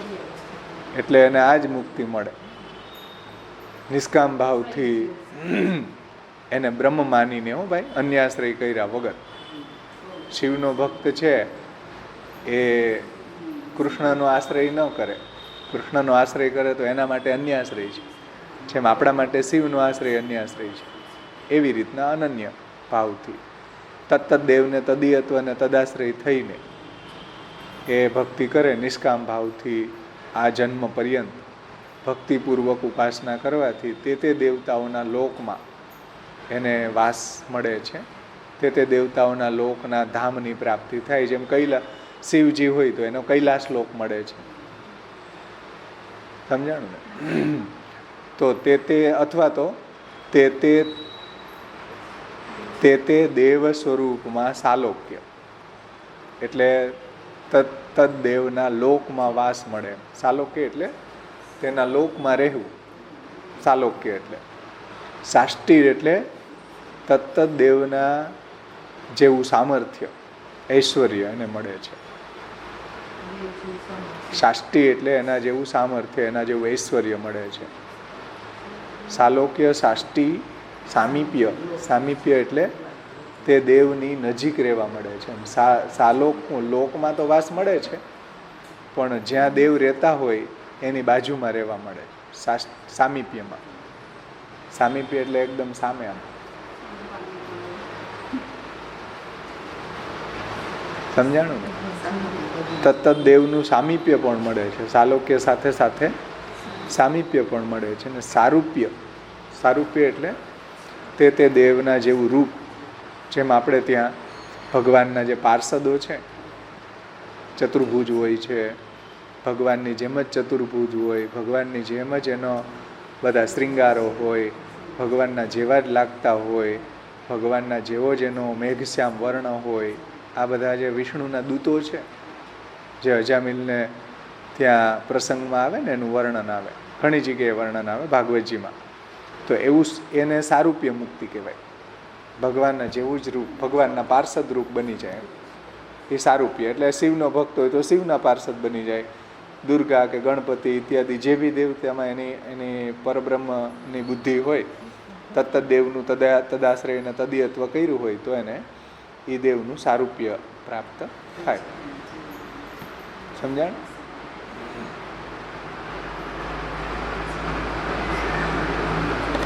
સાલોક્ય, સાષ્ટી, સામીપ્ય, સારૂપ્ય અથવા તો સાયુજ્ય. સાયુજ્ય એટલે તત્ત દેવની અંદર એનો લય થઈ જવો અથવા એના શ્રૃંગાર રૂપ બની જવું, એ સાયુજ્ય કહેવાય. તત્ત દેવમાં એને સાયુજ્ય થઈ જાય,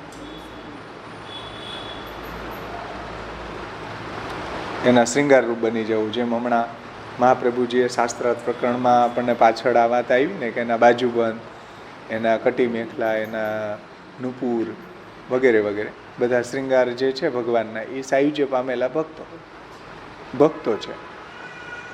તો આવી રીતના એને મર્યાદા માર્ગની અંદર આ રીતના એને મુક્તિ મળે છે. આ બધા મર્યાદા માર્ગી મુક્તિના પ્રકારો છે. કોની આરાધના કરવાથી કેવી મુક્તિ મળે એની વાત છે. પછી તમે ગણપતિને ગણેશ ચતુર્દશી આવે ને થોડાક દી નાચી લીધું, વાત પૂરી. એને ન મળે. ગણેશજીનો અનન્ય ભક્ત થાય, ગણેશજીને ઘરમાં પધરાવે, ગણેશજીને સમર્પિત થઈને રહે, એની સેવા કરે, એનું તદીયત્વ, એનો અનન્ય આશ્રય થઈને રહે, તો એને ગણેશનું લોક મળે. કે એને ગણેશજી એને સાયુજ્ય, સામીપ્ય, સાલોક્ય, સારૂપ્ય આપે. બધાને નહીં. આ બધા તો નૈમિતિક એનું પૂજન કરવાવાળા છે. એ ભક્તિ ન કહેવાય, એ નૈમિતિક પૂજા છે. એ ગણેશ ચતુર્દશી આવે ને 4 દિવસ નાચી લીધું એની વાત નથી. કે નોરતા આવે તો દુર્ગા માના ગરબા રમી લીધા એની વાત નથી. હો અહીંયા તો તદીયત્વ ને તદાશ્રય અને તે દેવની પરબ્રહ્મ માને તો. સમજાણ?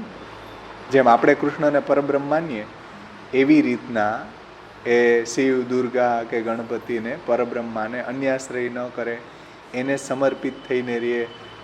અને તત્ત જે શાસ્ત્ર છે, શિવજી છે તો એનું પાશુપત છે, એમાં બતાવેલી જે ડિસિપ્લિનને ફોલો કરે તો એને શિવજી કૈલાસમાં એને સામીપ્ય, સાલોક્ય, સારૂપ્ય, સાયુજ્ય, સાષ્ટી મુક્તિ આપે બધાને.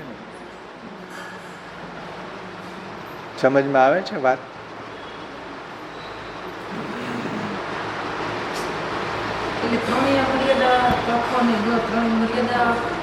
હજી આ ચોથો ઘ આવે ને એ મર્યાદા માર્ગી છે. આ મર્યાદા માર્ગી જીવોની મુક્તિનું વર્ણન ચાલે છે. આ મર્યાદા માર્ગી જીવોની મુક્તિનું વર્ણન ચાલી રહ્યું છે.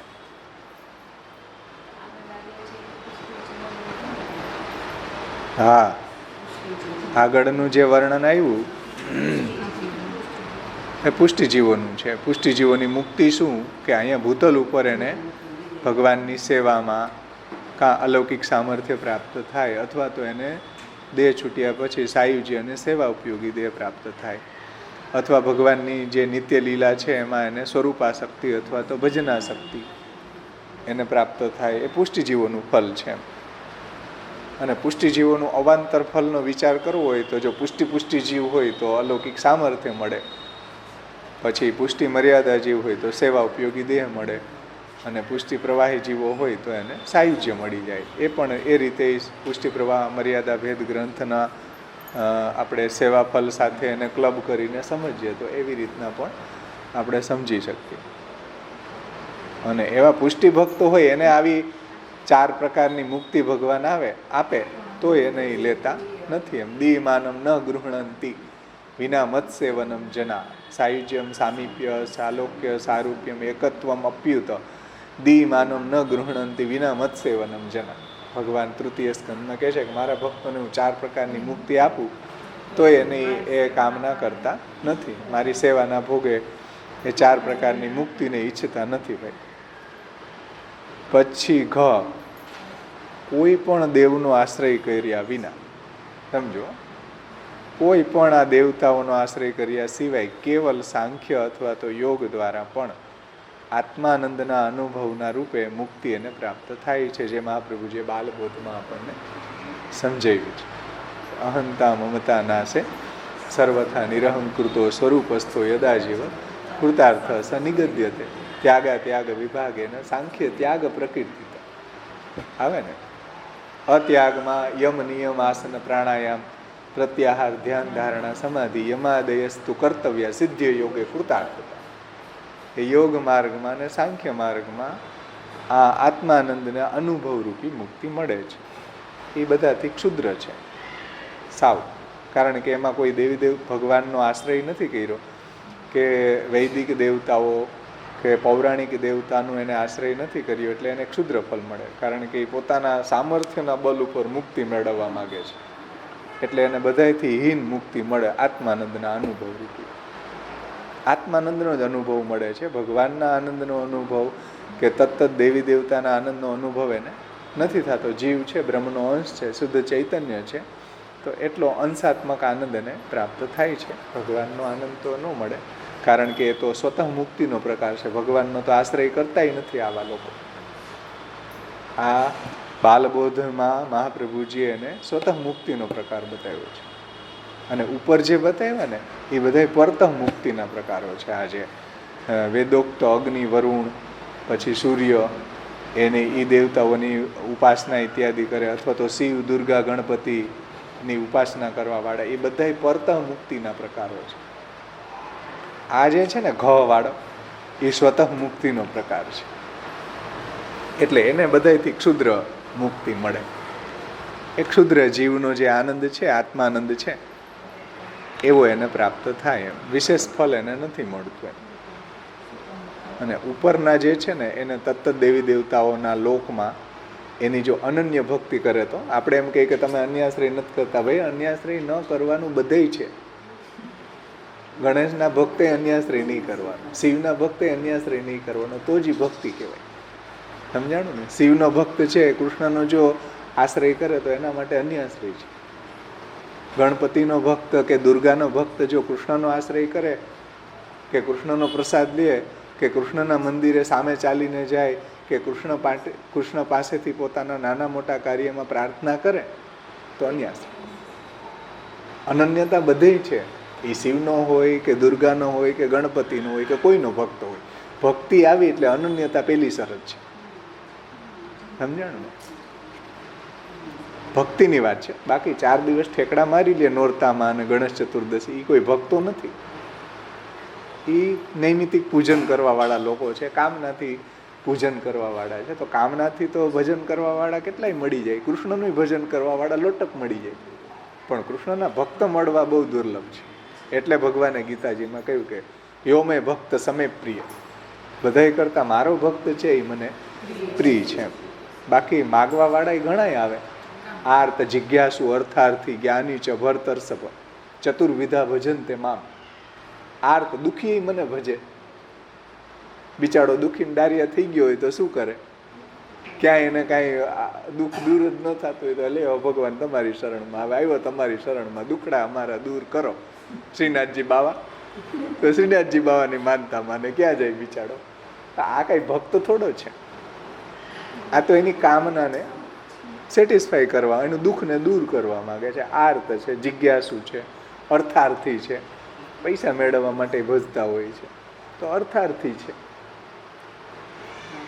એટલે આવા જે ભક્તો છે એ ચાલુ ખાતાના ભક્તો છે.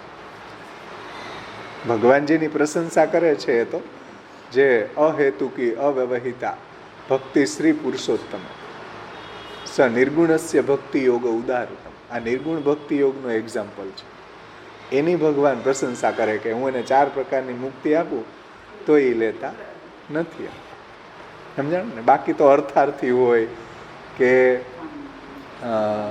આર્ત હોય કે જિજ્ઞાસુ હોય, જ્ઞાન મેળવવા માટે ભજન કરતા હોય, જ્ઞાન મળી ગયા પછી જ્ઞાની ચ ભરતર્ષભ જ્ઞાની ભજન કરતા હોય છે. જે મહાપ્રભુજીએ શાસ્ત્ર પ્રકરણમાં સમજાવ્યું ને, જ્ઞાની ચેત ભજતે કૃષ્ણમ તસ્માત નાસ્તિ અધિક અપર. જ્ઞાની ભજન કરતા હોય, પણ સર્વથી શ્રેષ્ઠ પુષ્ટિ ભક્ત છે. અને એનાથી શ્રેષ્ઠ શુદ્ધ પુષ્ટિ ભક્ત, વ્રજભક્તોની કેટેગરી એમાં આવે છે. સમજાણું?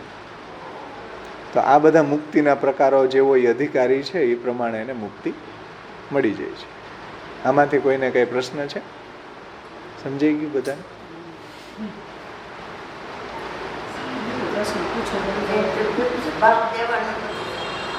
હવે જુઓ, પુષ્ટિ જીવોની મુક્તિ આવી, મર્યાદા જીવોના બધા પ્રકારોના મુક્તિના પ્રકારો સમજાવી દીધા. હવે ભાઈ એવું કે પ્રવાહી જીવોનું શું થાય એ તો બતાવો. પુષ્ટિ જીવ અને મર્યાદા જીવની તો વાત અમને સમજાવી, પણ આસુરી જીવ છે, પ્રવાહી જીવો છે, એની મુક્તિ થાય કે નહીં? તો એ વાત હવે અહીંયા ટીકાકાર સમજાવે છે કે ભાઈ આસુરી જીવો છે જેને અહીંયા પ્રવાહી જીવો, આપણા મહાપ્રભુજીએ પુષ્ટિ પ્રવાહ મર્યાદા વેદ ગ્રંથમાં જીવાસ્તે યાસુરા સર્વે પ્રવૃત્તિન ચેતી વર્ણિતા તે ચ દ્વિધા પ્રકીર્ત્યંતે આવે ને. તો આસુરી જીવોની મુક્તિ ક્યારે થાય? આસુરી જીવોની મુક્તિની બાબતમાં એમ સમજવું જોઈએ કે જે જીવોને ભગવાન આસુરી બનાવવા ઈચ્છે છે તે જીવોમાં વર્ણ સમયે જ અસદ વાસના સ્થાપિત કરી દે છે. જુઓ, જ્યારે વર્ણ થાય ત્યારે એની અંદર અસદ વાસના સ્થાપિત કરી દે, એટલે એ સારું કામ કરે જ નહીં. એની વાસના જ અસદ છે. આપણને લાગે કે આવું ક્યાં એનું જીવન, આવું કેમ એને આચરણ કરવાની ઈચ્છા થાય? કેમ કે અસદ વાસના ભગવાને જ એમાં સ્થાપિત કરી છે. તો એ શું કરે? એવું જ કરે ને. સમજમાં આવ્યું ને? દૈવી જીવ હોય તો સદવાસના સ્થાપિત કરી હોય, આસુરી જીવ હોય તો એની અંદર અસદ વાસના સ્થાપિત કરી દીધી હોય. એટલે એ ભૂતલ ઉપર આવીને એવું જ કામ કરે. કેમ કે પ્રવાહી જીવ તરીકે એનું વરણ થયું છે. સમજમાં આવે ને? પ્રવાહી જીવ છે એને કંઈ પુષ્ટિ બનાવી ન શકાય, કારણ કે એનું વરણ જ એ પ્રકારનું હોય. તો અસદ વાસના એમાં ભગવાને સ્થાપિત કરી દીધી હોય, એવું બીજ એમાં રોપી દીધું હોય. સમજાય છે? જેવું બીજ જેની અંદર રોપવામાં આવે એવો અંકુર ફૂટે ને. તમે આંબાનું બીજ રોપો તો આંબો થાય, બાવળનું બીજ નાખો તો કાંટાળો બાવળ થાય.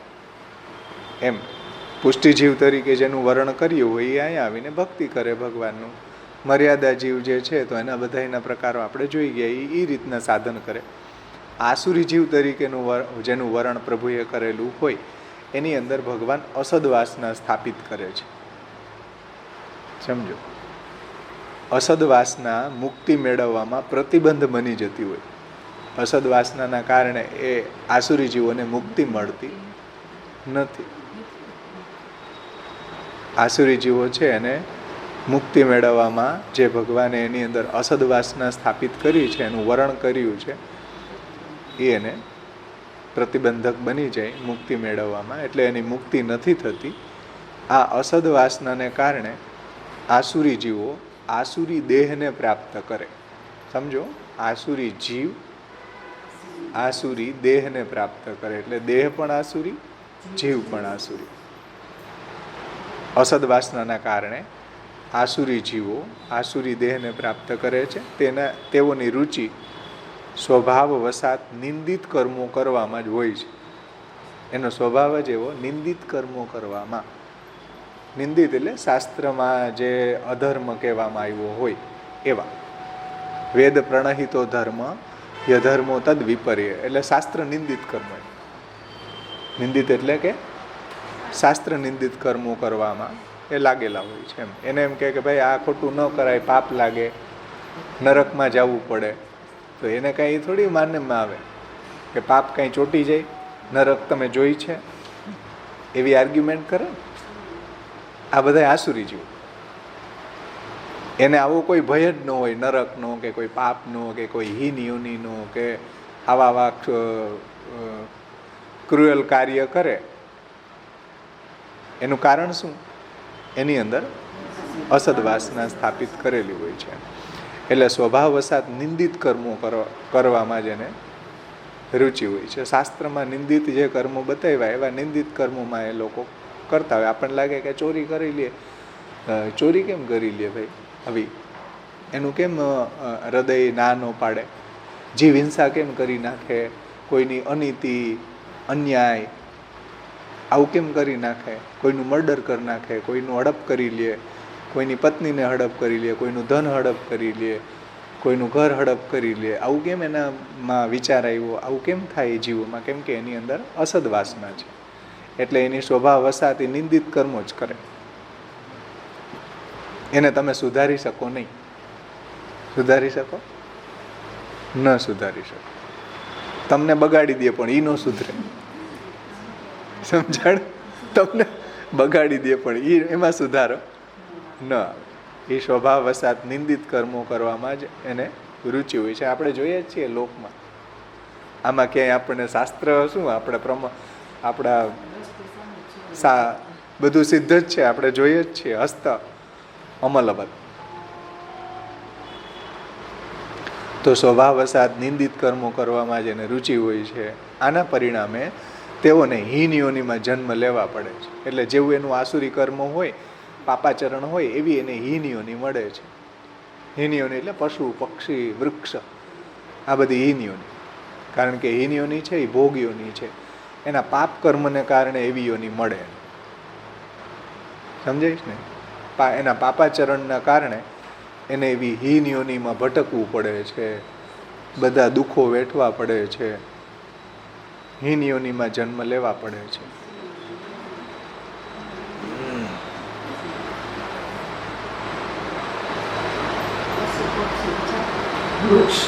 હા, પશુ પક્ષી વૃક્ષ એ હીન યોનિ જ છે. એ એક જાતની યોનિ છે. શાસ્ત્ર એમ કહે છે કે એમાં પણ જીવ છે. તો પશુ પક્ષી વૃક્ષીઓનીમાં પણ એને જન્મ લેવો પડે ને એમાં એ ઘણા બધા દુઃખો એને ભોગવવા પડે છે. એના પાપ કર્મના અનુરૂપ એવી હીનીઓની એને મળતી હોય છે. સમજાણું? આમ આસુરી જીવો પ્રલય પર્યંત આ દશામાં જ જન્મતા અને મરતા રહે છે. આસુરી જીવો પ્રલય પર્યંત સંસારી દશામાં જ જન્મતા અને મરતા રહે છે. એટલે જ્યાં સુધી પ્રલય ન થાય ત્યાં સુધી એનો નિવેડો આવે જ નહીં. પુષ્ટિજીવો અને મર્યાદા જીવો છે તો શાંતો મોક્ષ પ્રવેશ હતા, એનો એન્ડ આવી જાય, એને મુક્તિ થઈ જાય. મર્યાદા જીવ હોય તો એને આ જે અહીંયા બતાવ્યા ને ફલો, એમાં ક્યાંક સેટ થઈ જાય. ને પુષ્ટિજીવ હોય તો એને મહાપ્રભુજીએ સેવા ફલમાં બતાવેલા અલૌકિક સામર્થ્ય સાયુજ્ય સેવા ઉપયોગી દેહ મળી જાય. પણ પ્રવાહી જીવોને ક્યારેય મુક્તિ મળતી નથી. પ્રલય પર્યંત લોકો આમાં સૃષ્ટિની શોભાને વધારતા રહે છે. સમજાણું? ઓડિયન્સ છે આ બધું. ઓડિયન્સ ખાલી ન થવું જોઈએ, ભગવાનની જ ઈચ્છા આવી. એટલે પ્રલય પર્યંત આ લોકો જે છે એ આવાગમન એનું થયા કરે. આસુરી જીવો પ્રલય પર્યંત સંસારી દશામાં જ જન્મતા રહીએ, મરતા રહીએ. એને તમે ઉપદેશ આપવા જાઓ તો એને કાંઈ સમજમાં ન આવે કે આવું ન કરાય, આમ કરવાથી પાપ લાગે, આમ કરવાથી હીન યોનિમાં જન્મ મળે, નરક મળે, આવા કોઈનું અનીતિનું ન લેવાય, એને કંઈ ફેર ન પડે. હતા એવા ને એવા હોય. તમે એને ઉપદેશ કદાચ આપો તો પણ એને લાગે નહીં, કારણ કે અસદ વાસના જ એની અંદર રોપેલી છે. તો એ કાર્ય એવું જ કરશે ને. એટલે સૃષ્ટિ પ્રલય પર્યંત સંસાર દશામાં જન્મતા મરતા રહે. જે ભગવાને ગીતાજીમાં કહ્યું, આસુરીઓની માપનના મૂઢા જન્મની મામ અપ્રાપ્ય એવ કોંતે તતો યાંતિ અધમામ ગતિ. હે ને? પ્રવૃત્તિંચ નિવૃત્તિંચ ન વિદુરાસુરા. એ પ્રવૃત્તિ નિવૃત્તિ, શું કરવું શું ન કરવું, કાંઈ એને જ્ઞાન હોતું નથી. ન શોચમ નાપી આચારો, એની અંદર કોઈ પવિત્રતા ન હોય, કોઈ આચાર વિચાર ન હોય, કાંઈ એટલે કાંઈ એનું સાવ રફ જીવન હોય, જેને આપણે કહીએ ને એવું રફ જીવન જીવતા હોય પ્રવાહી જીવો. તો જન્મતા મરતા રહે છે. તેઓ પ્રલય પર્યંત મુક્ત થતા નથી. ભગવાન જ્યારે સૃષ્ટિને સંકેલી લેવાની પ્રલયની ઈચ્છા કરે, સૃષ્ટિને સંકેલી લેવાની એટલે કે જ્યારે પ્રલય કરે ભગવાન, ત્યારે આસુરી જીવોને અવિદ્યાનો નાશ કરીને તેઓને પોતાના સ્વરૂપમાં વિલીન કરી દે. સમજાયું? આસુરી જીવો છે પ્રલય કરતા થોડીક વાર પહેલાં એની અવિદ્યા નાશ થઈ જાય અને ભગવાનમાં એનો લય થઈ જાય. આનાથી પહેલાં ગમે એટલા સાધનો કરવા છતાં પણ આસુરી જીવો મુક્ત થઈ શકતા નથી. કદાચ ગમે એટલા સાધનો કરે, શાસ્ત્રીય સાધનો કરે, કોઈના સંગમાં આવીને ભક્તિ કરવાય લાગી જાય, પણ એને મુક્તિ મળે નહીં. સમજમાં આવ્યું ને? ગમે એટલા કદાચ સાધનો કરે કે ભક્તિ કરે, આસુરી જીવોની મુક્તિ ક્યારેય ન થાય. સૃષ્ટિના સાતત્ય માટે આવા લેખો હોય છે. હે કૃષ્ણસ્તુ આત્મરતો ત્વસ્ય સર્વલયો સુખાવ. જ્યારે ભગવાનને આત્મરમણ કરવાની ઈચ્છા થાય ત્યારે પ્રવાહી જીવોને સુખ થઈ જાય. એ આ બધી ભાંગણમાંથી છૂટે, એની અવિદ્યાનો નાશ થાય. કારણ કે ભગવાનની અંદર સમાવવા માટે પાછી એને શુદ્ધ કરવો પડે ને, એટલે ત્યારે ભગવાન એની અવિદ્યાનો નાશ કરી દે. 1 મિનિટ પહેલાં, પ્રલયની 1 મિનિટ પહેલાં ભગવાન એની અવિદ્યાનો નાશ કરી દે. પછી જ્યારે પાછી સૃષ્ટિ કરે ત્યારે પાછા એ પ્રવાહી જીવ રૂપે જ પ્રગટ થાય, મર્યાદા જીવ રૂપે જ પ્રગટ થાય, પુષ્ટિ જીવ રૂપે જ પ્રગટ થાય. એટલે જેનું જે વરણ હોય એ અંગે વરણ તો નિત્ય છે, પાછા એમ જ પ્રગટ થાય, પાછી સૃષ્ટિ એમને ચાલુ થાય. સમજાણું ને ભાઈ? પછી એનું જેવું કર્મ હોય એ પ્રકારની પહેલાં નરક મળે એને, એના કર્મને ભોગવવા. પછી એમાંથી શુદ્ધ થઈ જાય, પછી એને યોની મળે, બીજી પશુ યોની, પક્ષી યોની, 84 લાખ ઘણી બધી યોનીઓ છે, એમાં એ ક્યાંક ને ક્યાંક યોનીમાં જાય. સમજાયું? હે જેવું એને કર્મ કર્યું હોય એ પ્રમાણે એને ફલ તો ભોગવવું પડે, નરક ઇત્યાદિ. પછી નરક ભોગવી લે ને પછી શુદ્ધ થઈ જાય ને પછી પાછા આવી જાય યસર કહીને પૃથ્વી ઉપર પાછા ખંડાવા સંસારમાં. પાછી એને જેવી યોનિઓ મળે એની કર્મ પ્રમાણે એ સાયકલમાં એનો ચાલુ થઈ જાય પાછું, અને અનેક યોનિઓમાં ભટકતા રહ્યા આવા જીવો, પ્રવાહી જીવો. સમજમાં આવ્યું બધાને? 3 જીવો, 3 જીવોની મુક્તિ, પછી 3 જીવોનું આ જે ફલ બતાવ્યા અલગ અલગ.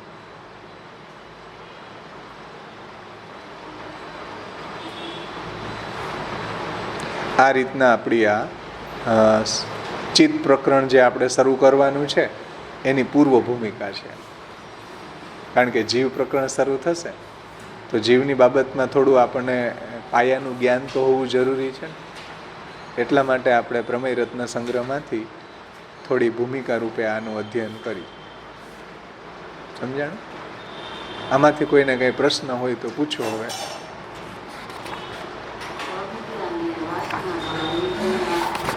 હે અવિદ્યા ને વાસના. વાસના એટલે સંસ્કાર. વાસનાનો અર્થ થાય સંસ્કાર. કે તમે સારું કર્મ કરો તો તમારામાં સારો સંસ્કાર પડે, સારી વાસના આવે. ખરાબ કર્મ કરે તો ખરાબ વાસના આવે. સમજાણું ને? એટલે અવિદ્યા અલગ વસ્તુ છે, વાસના અલગ વસ્તુ છે.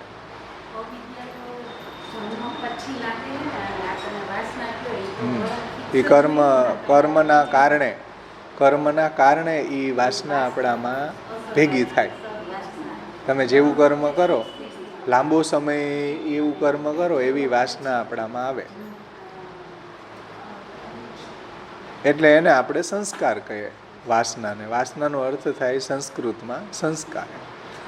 જો સારો કર્મ કર્યા હોય તો સારો સંસ્કાર પડે, ખરાબ કર્મ કર્યા હોય તો ખરાબ સંસ્કાર એની અંદર પડે.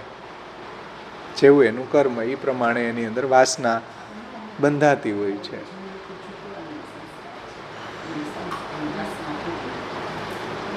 અને જેવી વાસના હોય એ પ્રમાણે પાછો કર્મ કરે. ઉતી લીલામાં આપણે આ બધું સમજ્યા હતા ને, ઉતી લીલા. કારણ કે ઉતીમાં વાસના જ છે. મિશ્ર વાસના, સદવાસના, અસદવાસના, મિશ્ર વાસના, એનું પ્રકરણ છે ને 3 પ્રકરણોમાં સપ્તમ સ્કંદમાં આપણે જોયું હતું.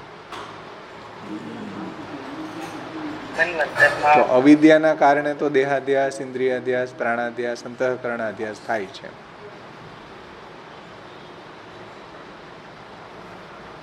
બોલો, બીજા કોઈને કઈ પ્રશ્ન છે? પિંકીબેન સમજાઈ ગયું ને?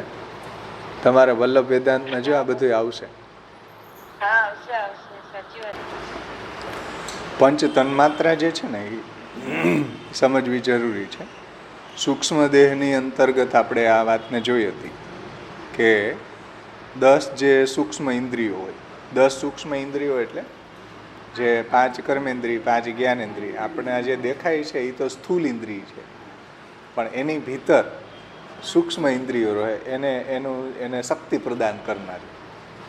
સમજાણું? જેમ હાથ છે તો હાથમાં શક્તિ, હાથ હલાવવાની, કોઈ વજન ઉઠાવવાની આ શક્તિ ક્યાંથી આવી? હાથની અંદર નથી, સૂક્ષ્મ ઇન્દ્રિયમાં છે.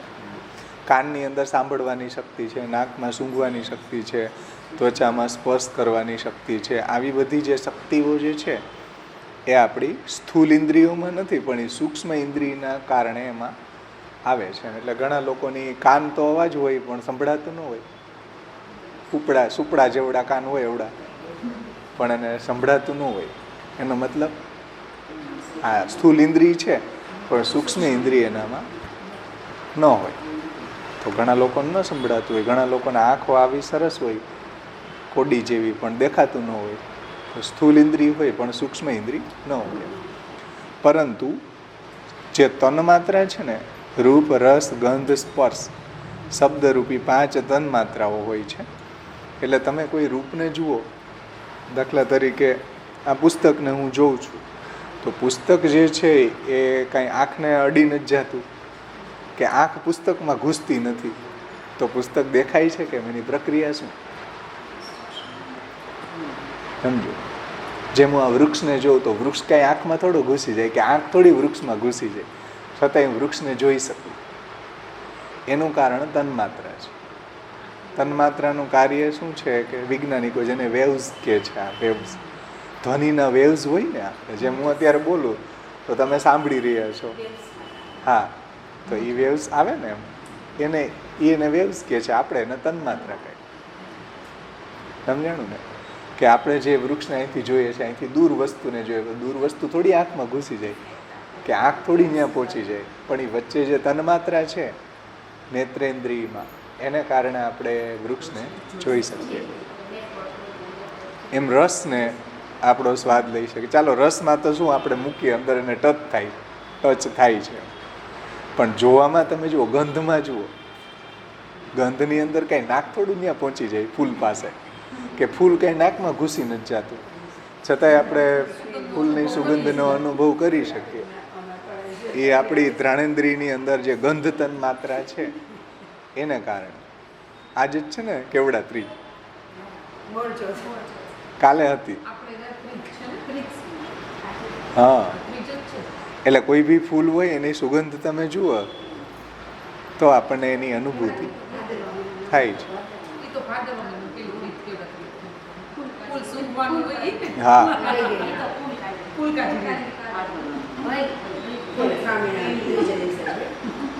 પછી કોઈ વસ્તુનો તમે સ્પર્શ કરો તો એ વસ્તુ આપણી અંદર ઘૂસી નથી જતી.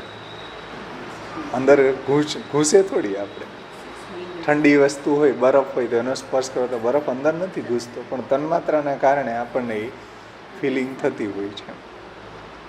એવી રીતના શબ્દ, એવી રીતના સ્પર્શ, એવી રીતના ગંધ, એવી રીતના રસ ને રૂપ, આ બધી તન્માત્રા છે જેને કારણે આપણે તત્ત પદાર્થોની અનુભૂતિ કરી શકીએ. સમજાણું ને?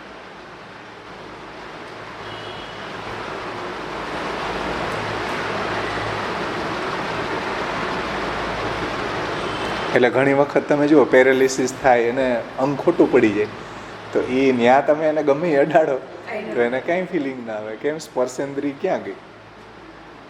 સમજાણી? એટલે એ તન્માત્રા જે છે એની અંદરથી પાછળ આવી જતી હોય છે, એટલે એ ફિલિંગ એને નથી થતી. જેમ એનેસ્થેસિયા આપો, પછી તમારો પગે કાપી નાખે તોય તમને ખબર ન પડે, તો ત્યાં એ ફિલિંગ પછી ન આવે. એટલે આ બધા જે સૂક્ષ્મ ઇન્દ્રિયો છે, 5 કર્મેન્દ્રિય, હાથ, પગ, મુખ, ઉપસ્થ અને ગુદા, આ 5 કર્મેન્દ્રિય. 5 જ્ઞાનેન્દ્રિય છે, આંખ, નાક, કાન, ત્વચા અને જીભ. હા, રસના. તો એ આપણી જ્ઞાનેન્દ્રિય છે, એનાથી આપણને વિષયનું જ્ઞાન થાય છે. અને એ જ્ઞાન થવામાં તન્માત્રા જે છે ને એ આપણને વચ્ચે જોડતી કડી છે, તન્માત્રા, જેથી આપણને આ બધું જ્ઞાન થાય. સમજાણું ને? અને 4 અંતઃકરણ, મન, બુદ્ધિ, ચિત્ત અને અહંકાર, એ ભેગું થઈને આખો સૂક્ષ્મ દેહ બને છે. જે આપણો સ્થૂલ દેહ બળી જાય તો પણ સૂક્ષ્મ દેહ બળતો નથી. એ તો જીવની સાથે વીંટળાયેલો હોય, જીવની સાથે જાય છે સૂક્ષ્મ દેહ, જેને લિંગ દેહ કહીએ આપણે, કે વાસના દેહ કહીએ. પણ એનો નાશ ક્યારે થાય? જ્યારે મુક્ત થાય ને ત્યારે સૂક્ષ્મ દેહનો નાશ થઈ જાય. સમજાય? જ્યારે એની બધી વાસનાઓ બળી જાય છે. ભગવાને તૃતીય સ્કંદમાં કહ્યું છે કે મારી જે નિર્ગુણ ભક્તિ કોઈ કરે તો એ નિર્ગુણ ભક્તિ કરવાવાળાનો જે આ સૂક્ષ્મ દેહ છે એ પણ બળી જાય છે. જેવી રીતના ખાધેલું અન્ન છે એને જઠરાગ્નિ છે એ ખતમ બાળી નાખે, એમ મારી જે ભક્તિ છે, ભગવાનમાં જે અનન્ય ભક્તિ કરે છે, એના બધા આ કર્મો છે, આ બધા સૂક્ષ્મ દેહ છે, એ બધું જ ખતમ થઈ જાય. એ શુદ્ધ બની જાય, શુદ્ધ ચૈતન્ય બની જાય છે. ભગવાનનો જેવો જ ભગવદ રૂપ એ બની જાય છે. આ બધો એનો વાસના દેહ છે એ ખતમ થઈ જાય છે. જ્યાં સુધી આ વાસના દેહ હોય ત્યાં સુધી એને પુનર્જન્મ થાય. વાસના દેહ જ્યાં સુધી રહે ત્યાં સુધી એના જન્મ મરણ થયા કરે.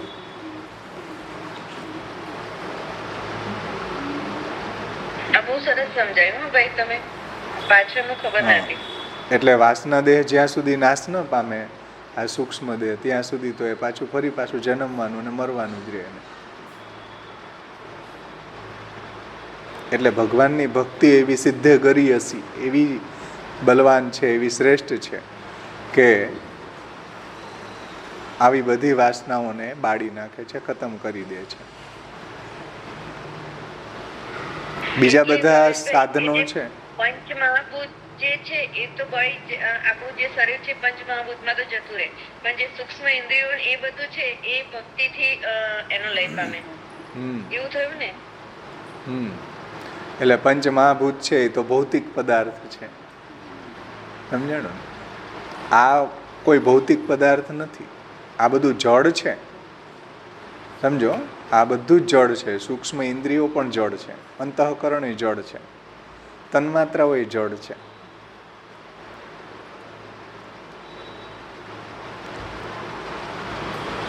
પણ જીવના સંસર્ગથી એ બધા એક્ટિવ બને છે. જે મન છે, તો કોઈ વસ્તુને આપણે જોઈએ તો આપણું મન જે છે એ સંકલ્પ વિકલ્પ કરે. આ પ્રક્રિયા કેવી રીતના ચાલે જુઓ, કે આપણું અંતઃકરણ જે છે એની અંદર મન છે એ આપણા ઇન્દ્રિયોથી જે કોઈ બી વિષયોના આપણા સંસર્ગમાં આવીએ એટલે મન તરત એમ કે લાવો લાવો લાવો, કે ને. બુદ્ધિ થોડું વિચારે કે ભાઈ લાવો લાવો કરમાં. બુદ્ધિ જો સાત્વિક અવસ્થામાં હોય ને તો આપણને વિવેક આપે. આપણે જો શાસ્ત્ર સમજ્યા હોય, શાસ્ત્રનું અધ્યયન કર્યું હોય તો આપણી બુદ્ધિ શાસ્ત્રથી ઘડાયેલી હોય તો આ મનને સમજાવે કે જો શાસ્ત્રમાં ના પાડીએ, આ ન લેવાય, આ ભોજન કરવું, આ ન કરવું, આ જોવું, આ ન જોવું, આ સૂંઘવું, આ ન સૂંઘવું, અસમર્પિત વસ્તુનો ત્યાગ કરવો, કીધું તું કે નહીં મહાપ્રભુજીએ સિદ્ધાંત રહસ્યમાં. બુદ્ધિ તરત એને સમજાવે મનને. એટલે મન બુદ્ધિ છે ને એ જો શાસ્ત્રથી ઘડાયેલી હોય તો એની અંદર સારો સંકલ્પ આવે, સમજાણું ને. મન બુદ્ધિ અને પછી જે વારંવાર આપણે ક્રિયા કરીએ એ આપણા ચિત્તમાં ચડી જાય. ચિત્તમાં જે વસ્તુ ચડી જાય એ ક્યારેય ભૂલાય નહીં, સમજાય ને. ચિત્તની અંદર ચડી જાય એ વસ્તુ પછી ભૂલાય નહીં. એટલે મહાપ્રભુજીએ કહ્યું કે ચેતસ્તત પ્રવણમ સેવા. કોઈ મનનું પ્રવણ કે બુદ્ધિનું પ્રવણ નહીં કહેતા, ચિત્તનું પ્રવણ કીધું છે. ચિત્ત એવી વસ્તુ છે કે સ્ટોરેજ છે, મોટું સ્ટોરેજ, બધું સ્ટોર કરતું જ જાય. એટલે ચિત્ત ભગવાનમાં પરોવાવું છે. મન, બુદ્ધિ, ચિત્ત અને અહંકાર. અહંકાર આપણને એક્ટિવ બનાવે. આપણે કોઈ વસ્તુ જોઈ, ચાલો ઇન્દ્રિય આંખથી જોયું તો મન કહે કે ચાલો આ જોવું છે, આપણે ત્યાં જવું છે. બુદ્ધિ એમ કે કંઈ વાંધો નહીં, જવાય. સમજાણું ને. પછી આપણો જે અહંકાર છે એ પણ આપણને એક્ટિવ કરે કે ચલો તો આ જે સંકલ્પ કર્યો છે એને પૂર્ણ કરવો જોઈએ, સમજાણું ને. આપણો અહંકાર આપણને એમાં પ્રવૃત્ત કરે. જેમ આપણે દાસોહમનો અહંકાર છે આપણો, તો આપણને કૃષ્ણની સેવામાં એ એક્ટિવ કરે કે ચાલો ભગવત સેવા કરવામાં પ્રવૃત્ત થાવ એમ. એટલે છેલ્લે અહંકાર છે આપણને એમાં એક્ટિવ બનાવે એમ, એ કાર્ય કરવામાં. એ બધી પ્રક્રિયા અંદર ને અંદર ચાલતી હોય, આપણને ખબર ન હોય. પણ આ બધા શાસ્ત્રીય ફંક્શન બતાવ્યા, મન, બુદ્ધિ, ચિત્ત, અહંકાર, હે ને. આ બધી પ્રક્રિયાઓ ચાલે અંદર.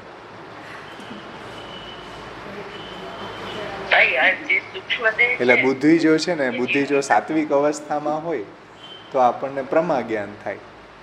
રાજસ અવસ્થામાં હોય તો આપણને સંશય થાય, અને તામસ અવસ્થામાં હોય તો આપણને ભ્રમ થાય. સમજાય? બુદ્ધિની જો તામસ અવસ્થા હોય તો આપણને ભ્રમ થાય. બુદ્ધિની રાજસ અવસ્થા હોય, ચાંચલ્ય હોય તો આપણને સંશય થાય કે તપેલી ગરમ છે કે ઠરેલી, કે આ શાકમાં મીઠું નાખ્યું કે નહીં. ક્યાંક મોડું થતું હોય ને તે તમારું ઠેકાણે ન હોય તો પછી આપણે વિચારવું પડે, હા નાખ્યું કે નહીં નાખ્યું,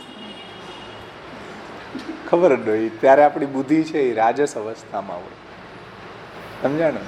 સાત્વિક અવસ્થામાં હોય તો પ્રમા જ્ઞાન થાય કે નહીં આમ જ કર્યું છે મેં, શ્યોર. બુદ્ધિની સાત્વિક અવસ્થામાં નિર્ણય લે તો એ નિશ્ચયાત્મક જ્ઞાન થાય. નિશ્ચય, સંશય અને ભ્રમ. એટલે બુદ્ધિની કેવી અવસ્થા છે એ પ્રમાણે આપણને વસ્તુનું જ્ઞાન થાય. સમજમાં આવે ને વાત? હા બોલો. જીવ છે એ આરાગ્રહ માત્ર છે, રાઈટ? હા, તો પછી એની સાથે સૂક્ષ્મ દેહ વિચડાઈને કેમ દે? એ એટલો જ આરાગ્રહ હોય ને કે એ તો ઇન્દ્રિય. અહીંયા કહ્યું ને, જીવનું એવું સામર્થ્ય છે. જીવના કેટલા સામર્થ્યનું વર્ણન કર્યું અહીંયા, કે પરિમાણ, સંખ્યા, પૃથકત્વ, દૈશિક પરત્વ, અપરત્વ, ક્રિયા સામર્થ્ય છે ને, ક્રિયા સામર્થ્ય એનામાં છે. સંક્રમણ કરે એક જગ્યાએથી બીજી જગ્યાએ. પ્રાણ ધારણ સામર્થ્ય છે ને, જો બધું ભેગું લઈને જાય.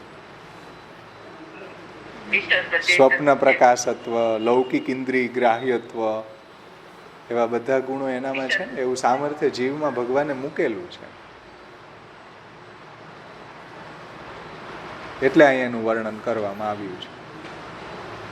જીવની અંદર એવું સામર્થ્ય છે ને, પ્રાણ ધારણ કરે, સ્વપ્નનું પ્રકાશ કરે, પછી લૌકિક ઇન્દ્રિય અગ્રાહ્યત્વ, લૌકિક ઇન્દ્રિય અગ્રાહ્યત્વ, આપણી લૌકિક ઇન્દ્રિયોથી જીવનો સાક્ષાત્કાર થઈ શકતો નથી. પ્રાણ ધારણ કરે, આવું બધું સામર્થ્ય એનામાં ભગવાને મૂકેલું છે. વિસર્પી ચૈતન્ય. નહીતર તો જીવ તો એક દેશમાં રહીએ, અણુ જેવડો, પણ આખા દેહને બખડ જંતર એટલું મોટું ચલાવે. હાથીની અંદર એ આપણા જેવડો જીવ જ હોય, પવડો મોટો ડિલડોલ હાથીને ચલાવે. સમજે? તો એવું સામર્થ્ય ભગવાને જીવમાં મૂકેલું છે.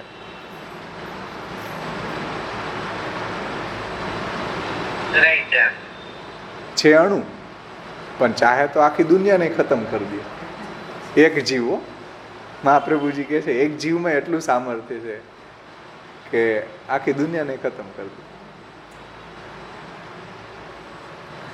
ચલો, આપણો અહીં જીવ વિવેક મહાપ્રભુજીની કૃપાથી સંપન્ન થયો. હા, તમે પ્રમા બોલે ને, તો પ્રમા, પ્રમા, પ્રમે અને પ્રમાતા, એ એકવાર જો ટાઈમ હોય તો એકવાર કરાવો ને ક્લિયર. આમ તો ખબર છે થોડું થોડું.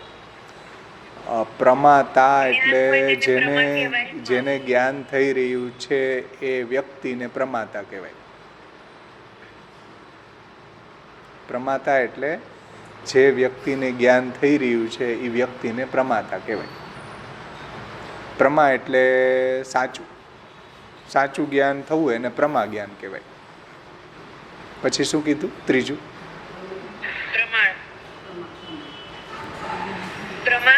પ્રમાણ એટલે જેના દ્વારા જ્ઞાન આપણને થતું હોય એને પ્રમાણ કહેવાય.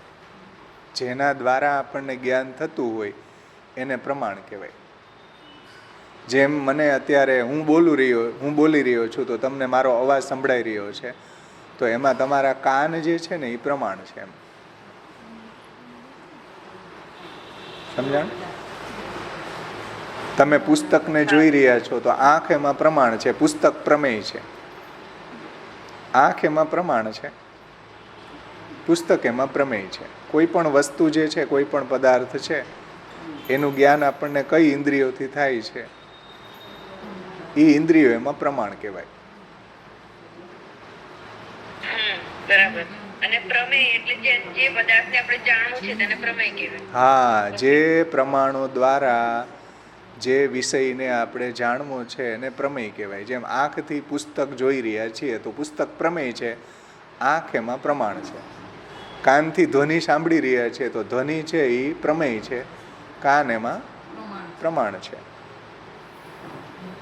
અને પ્રમાતા એટલે પ્રમેયને જાણવા માટે પ્રમાતા એટલે જેને જ્ઞાન થઈ રહ્યું છે એ વ્યક્તિને પ્રમાતા કહેવાય.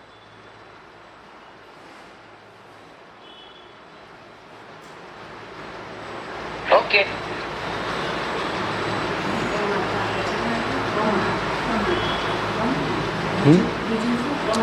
પ્રમાતા, પ્રમાણ, પ્રમેય, હણ પ્રમાણ. સમજાય ને? હે? હા, જે પ્રમાણ દ્વારા જેનું જ્ઞાન થાય છે તે પ્રમેય.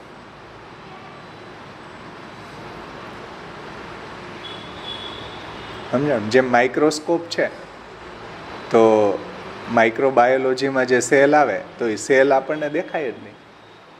સેલ દેખાય તમને? સેલ દેખાય છે? માઇક્રોસ્કોપ હોય તો આપણે એને જોઈ શકીએ. તો સેલ જે છે એને જોવા માટે પ્રમાણ શું? માઇક્રોસ્કોપ. સમજાણું ને? માઇક્રોસ્કોપ ન હોય તો આપણે એને જોઈ શકીએ નહીં. તો માઇક્રોસ્કોપ સેલને જોવા માટે પ્રમાણ છે.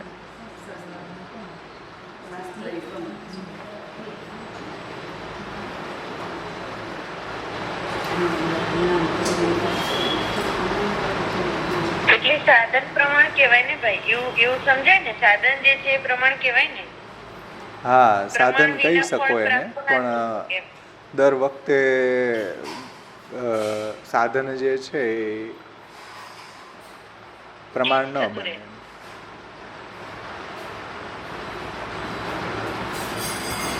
એટલે કહી શકીએ આપણે, એમાં કઈ વાંધો નહીં.